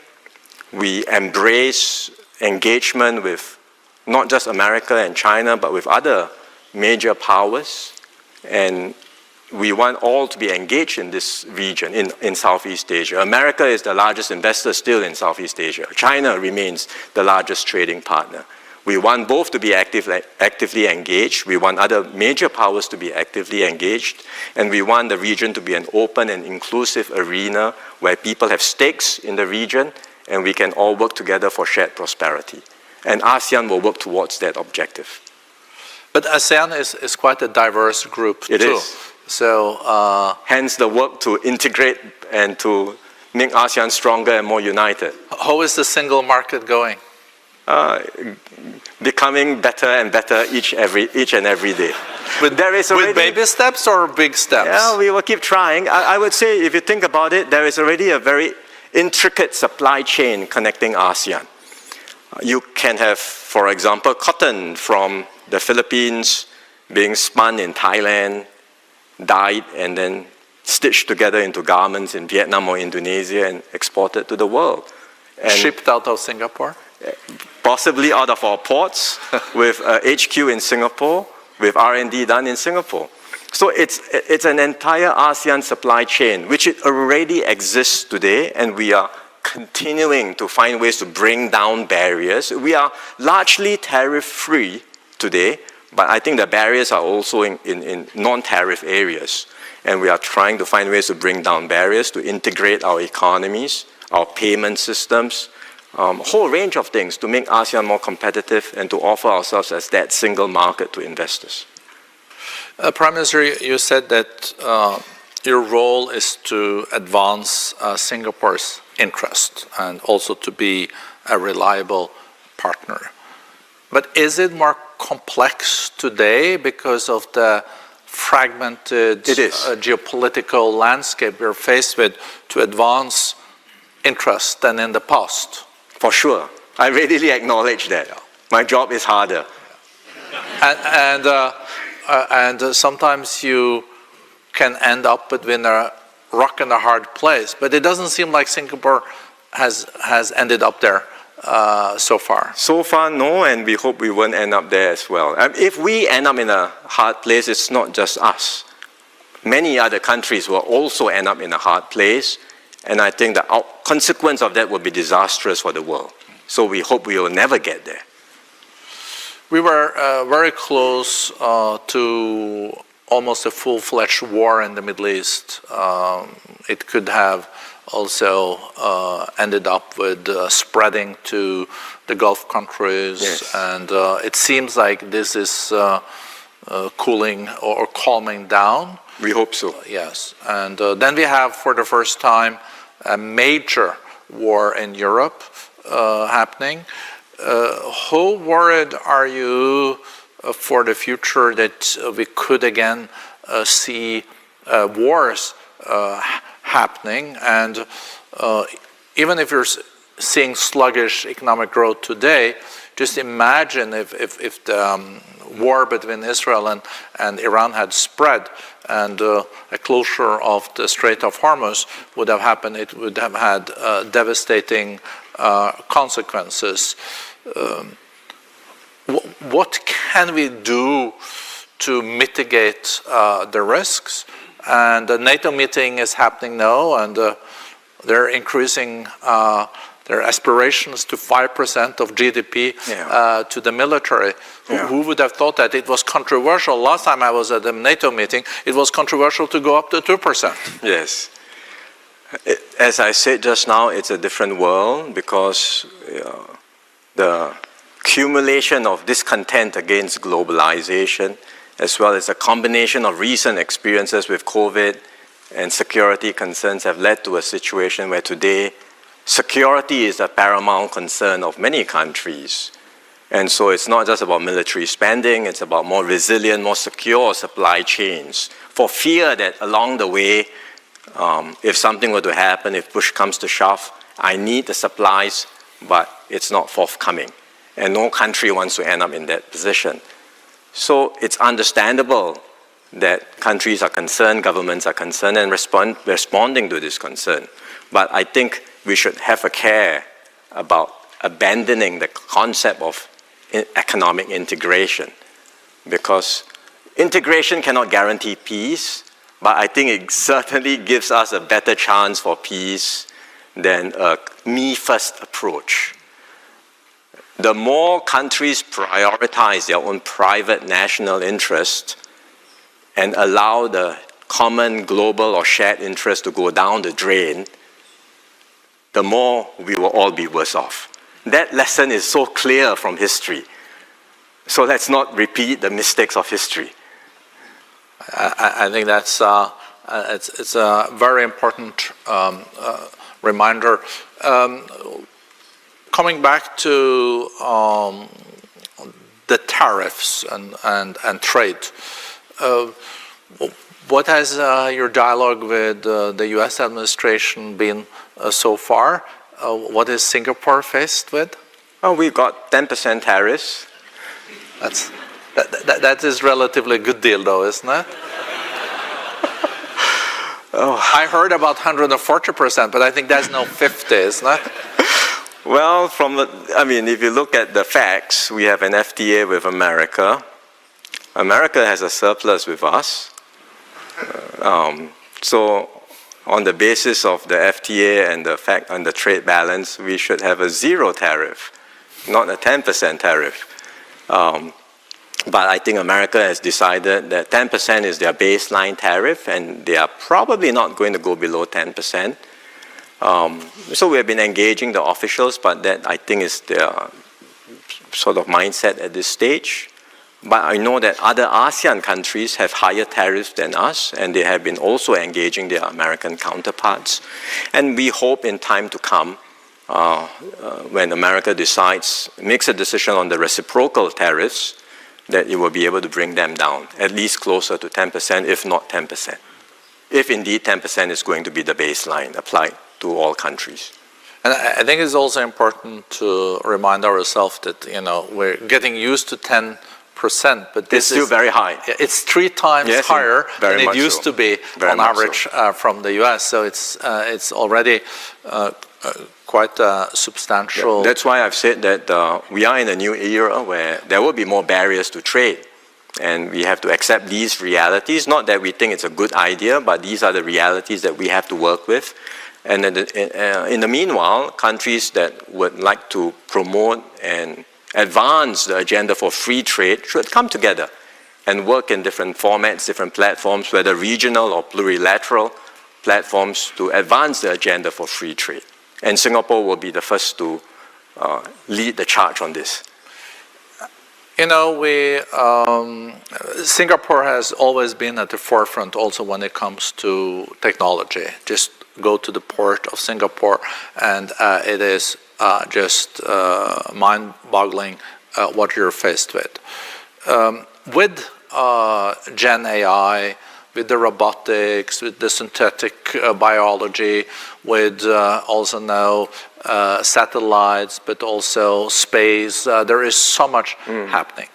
Some people say it's the second industrial revolution. This is as big as the industrial revolution. You can see increase in productivity with 10% in the coming decade if you apply Gen AI in the right way. Could you, when we're getting now at the end of this dialogue, say something about how do you assess the magnitude and the paradigm shift we're faced with in these technologies, and how do you position your own country to be at the forefront? We think it's a major game changer. AI will be a major game changer. We, like all countries, would like to harness the benefits of technologies and AI to push the frontiers of our economy, raise productivity, and improve the lives of our people. But I would say that our focus is not just on what happens at the leading edge. There is a lot of media attention on where are the breakthroughs, which are the next unicorns, which are the next when will we get AGI, to materialize? All these are important conversations, no doubt. Or a deep seek in Singapore. Maybe, but we would like to harness AI in a different way, which is to make sure that the benefits are broad-based. Get every Singaporean, every company to really make full use of technology to improve and uplift themselves. And I'll give a simple example. When we embarked on our computerization drive in the 1980s, we had very few computers. My family, we weren't rich enough to have a computer, but the government made computers easily accessible to every Singaporean in community centers so we could learn, get used to it. In school, we had a computer club. It was very popular. Many of us would go there to play computer games, no doubt. But along the way, we learned and we got familiar. And it's not just at the top end. Everyone became familiar with computers very quickly. And we could harness computers and new technologies to improve our lives, to be more productive, and to transform society. In the same way with AI, let's not get too obsessed with what's happening at the cutting edge. But how can I, as a government, harness AI effectively to transform my processes in government? How can businesses, big and small, even the small, medium enterprises, make full use of AI to improve their processes, to become more productive? And importantly, how can I get every worker to master AI tools and be familiar with AI tools to be more productive? That's what we are obsessed about. I think that's a great aspiration. It's also about wealth trickling down, yes, and everyone benefiting from it. And I think that when I followed the election also in Singapore, I think, at least my interpretation is one of the reasons why you did so well is we were addressing also practical challenges for the people in Singapore. It has to be. It has to be. I mean, the housing prices and all this. A nation's progress has to be shared, felt, and experienced, and translated into improvements in the lives of people day by day. If it does not, there will be a disconnect, and the compact gets undermined, and societies don't hold together. And we don't want that to happen in Singapore. And you saw the primaries in New York, maybe, this morning? I've not been keeping track. No, but I think we should look it up. But that shows also that if things are not addressed, it can lead to also frustrations. But Prime Minister, so good to have you here. Thank you. I really enjoyed the discussion and also learning from your thoughts. So thank you very much. Thank you. Very good to talk to you. Thank you very much. Thank you.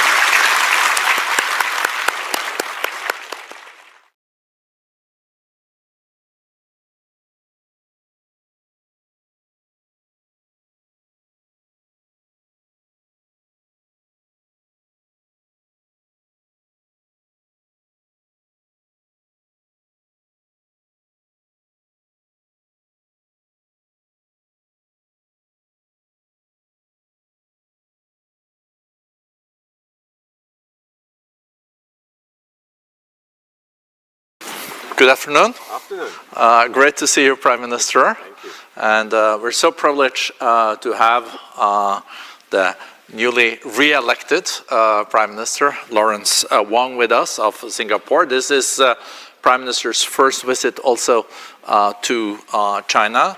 And as Prime Minister. Yeah, as Prime Minister. I'm no stranger to China. No. I've come to China almost every year. And you speak the language, huh? Yes, we do. Yeah. And I think Singapore is also the largest investor in China yes, still. Yes, we are. And for 12 consecutive years. Yeah. And I think you were also in Beijing and meeting with President Xi Jinping. Yes. Yeah. That went well? It went very well. Yeah. And the mood was good? The mood was good? Well, we have a close partnership, very broad and substantial, a very unique partnership. We call it an all-round, high-quality, future-oriented partnership. Wow. That sounds very substantial. It sounds better in Mandarin. Does it? A lot of things sounds better in Mandarin. Also when you say slow is fast, you know, or a crisis, I think, has a double meaning. Yes, 危机. Yeah. So maybe, Prime Minister, I know that you have a few initial thoughts, and then we'll have a dialogue for half an hour. Sure. Well, thanks again, Birgit, for the introduction. I think we are meeting at a time of profound changes in the world. After the end of the Cold War, the world saw an unprecedented period of global integration, characterized by open markets, rapid trade, free trade, rapid movement of capital, goods, ideas, and people across borders. And this brought benefits to many people, and for a long time this vision held true. Davos embodied this vision, a vision that global integration would deliver peace and shared prosperity. Unfortunately, I think the world is changing, and we see over the years more pressures. Discontent against globalization has risen. It started way back. I remember in 1999 when the WTO was held in Seattle, you already had demonstrations and protests there. But since then, year after year, you see in advanced economies, cities being destroyed because factories are closed, livelihoods get disrupted, jobs are displaced, and in more recent years, because of COVID and the concerns over supply security, because of conflicts in Europe and the Middle East, now concerns about security have risen, and we are in a very different position today. The Global norms, global rules are weakening, global institutions are weakening, and economic nationalism is replacing win-win cooperation. For small countries like Singapore, we are worried because we have limited options, we have limited bargaining power, and we risk being marginalized. But even bigger countries, I think, will have challenges dealing and operating in such a new environment because it will be harder for everyone to deal with common threats, be it pandemics, climate change, or financial shocks. So I think our response has to be collectively to try and still harness forces that will bring people together, promote integration, bring down barriers, and strengthen multilateralism. Multilateralism that is more resilient, more inclusive, and better suited to the realities of our time. So Singapore will do our part in this endeavor, whether it's forging partnerships, updating global rules, or advancing dialogue, working together with partners like the WEF. The efforts may seem small and incremental, but if like-minded countries everywhere were to do our part, then collectively I think we can make a difference. And then step by step, hopefully we can lay the groundwork for a new and more stable global order in time to come. Thank you. I think Prime Minister deserves an applause for that. Picking up on your last point, what kind of order or more stable system could we foresee in the future? I think we had one world order after the Cold War, and that order is not really there anymore, but we don't know what is coming. The Premier lead this morning said we have to avoid the law of the jungle, or the jungle growing back. But how do you see this new system of cooperation? You could see a more multipolar system, but at the same time you see soft power replaced with strong power. You see interest spheres also being developed. So multipolarity is one thing, but aren't we seeing more a system of interest sphere? And that for smaller, medium-sized countries would be quite a challenge. It is going to be a challenge. I think, frankly, no one knows what this new order will look like. It's still very early days. We are in a period of transition and a period of evolution. There will be critics of today's system that say it's good that now the system is changing. But I would also say let's have a care. Let's not be too quick to cheer, because what is the alternative? So we have to think through very carefully how we can evolve a better system. And I'll give you two examples of global institutions that have come under pressure, but over the years have been able to reform and upgrade themselves. First, the IMF.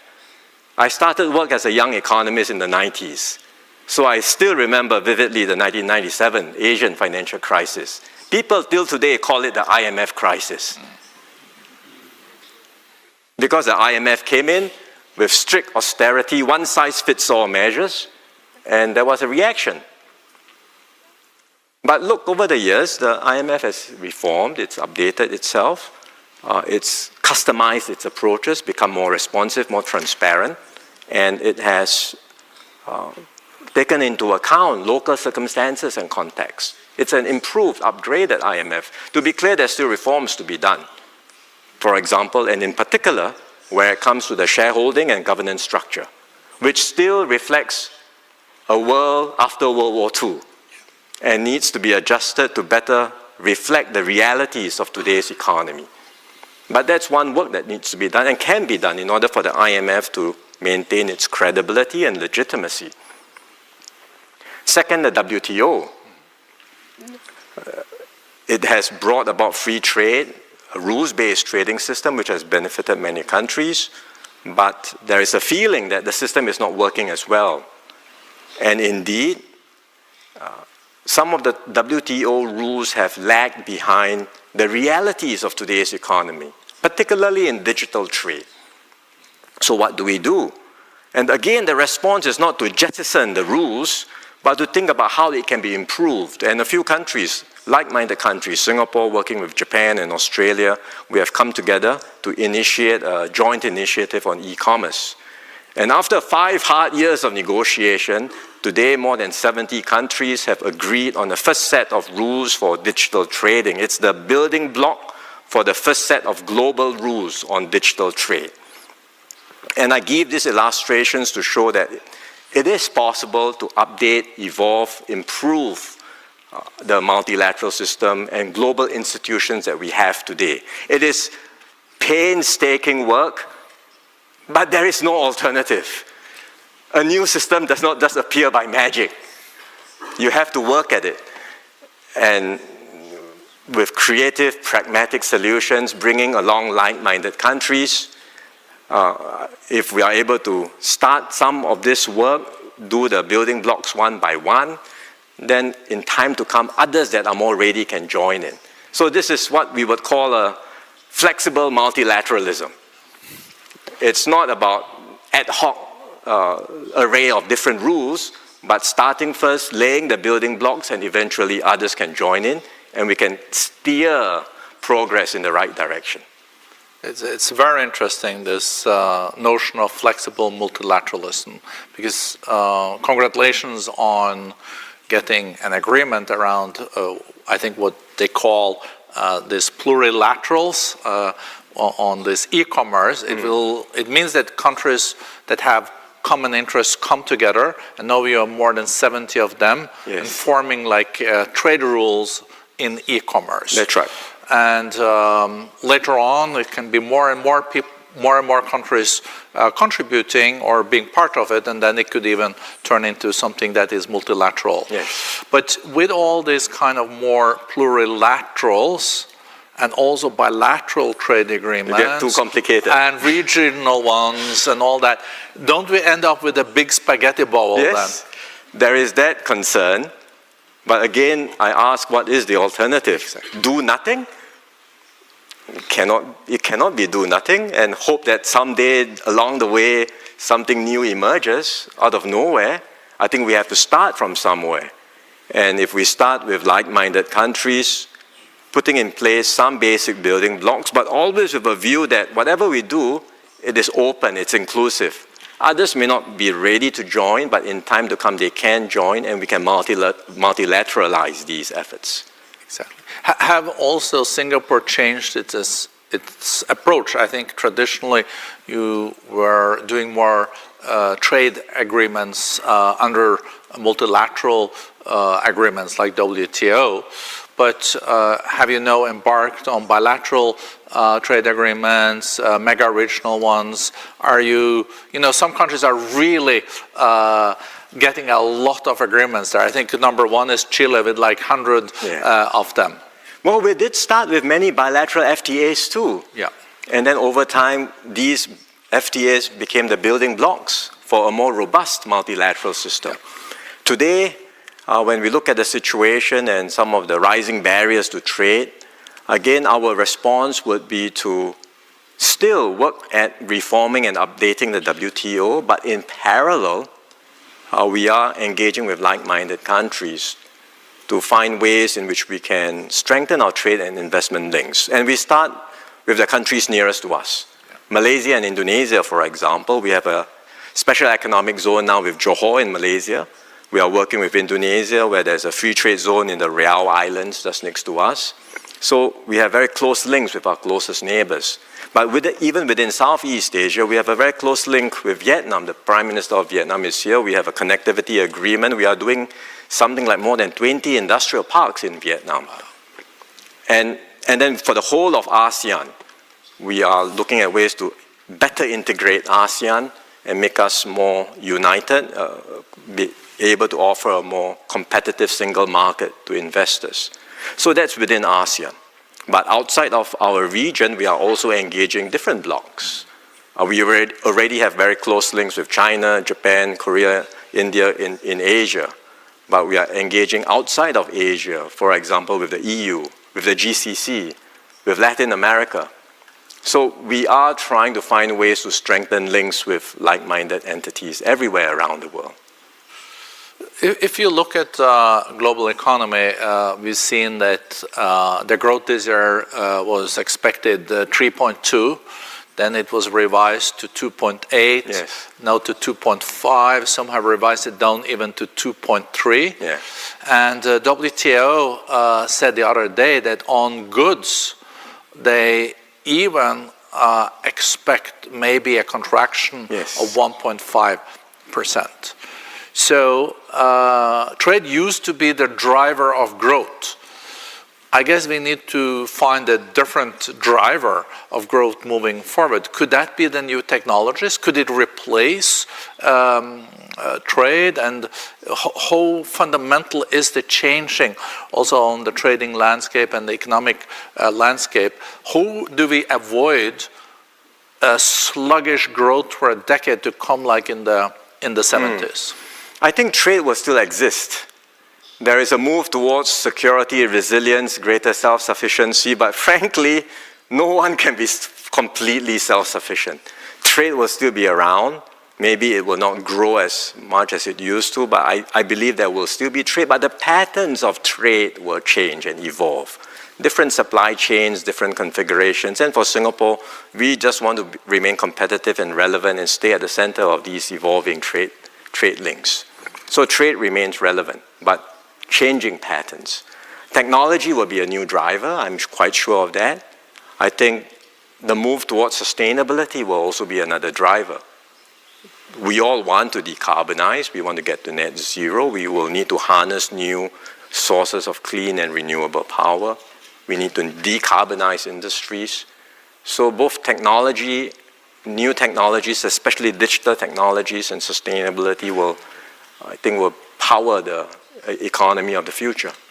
It's interesting too, we heard it this morning too, that digital trade is growing 8%, yes. while seeing trade in goods, manufactured goods, is almost peaking. We also see services are growing much faster. Yeah. I guess this is relatively good news for Singapore though, because you're strong in services and you're strong on the digital and technology side. We want to be strong in everything. But yes, we have some strengths. We have some strengths in financial services, logistics. We have some strengths in digital technologies, and we will continue to harness these strengths to stay competitive and relevant. Life is always difficult for a small country. History has never been kind to small nations. So we have to work extra hard compared to bigger countries to keep relevant and stay alive. But the 60 last years have not been that bad for Singapore, though. It's a miracle, isn't it? It's not. We think it's nothing short of a miracle, and so my mission is to keep this miracle going for as long as I can. And it seems like the voters in Singapore approved by your policies. I think you increased your party's result with 6 percentage points. I'm very grateful for their mandate. Yeah, and not all incumbent parties can say that, at least not in Europe. I can't speak about politics in Europe. I only care about, well, I can only manage the politics in my country. Which is enough for me. And managing politics in Singapore means that you also have to deal with the big players, because you're such an open economy. As I said at the beginning, through Singapore, you are the largest FDI, foreign direct investor, in China, yes. But I guess in many ASEAN countries too. And now you have to maneuver between your special friends in the US and in China. How do you balance that? Yeah. Well, that's the favorite question that gets asked of Singapore in conferences like this. I'm surprised it took you a while to get to the question. I wanted to warm you up and hope for a different answer, you know? Well, the simple response is we have good relations with both. We have broad and substantial relations with both America and China. And I know everyone monitors and tracks what we say and what we do very closely, trying to parse every hidden meaning behind every word, behind every action, whether we are moving closer to one or the other. But that's not how we look at things. That's not the way we approach it. And because currently we are in China too, so. Yeah, I know. And maybe tomorrow when I'm in America, then they think differently. But our starting point is that we look at things from Singapore's point of view in advancing Singapore's national interest. Our interests are to have close, good relations on substance with both America and China. And we will continue to do whatever we need to do to promote and advance Singapore's interest. It's not about balancing between the two superpowers, but it's about being consistent and principled in advancing and promoting Singapore's interests. And that's what we will continue to do. And I think if we continue to do so in a consistent and principled manner, our partners, whether it's America or China or other countries, will see us more as a reliable and trusted partner that we can work with. I would say also that Singapore's position is not unique. We want to be friends with both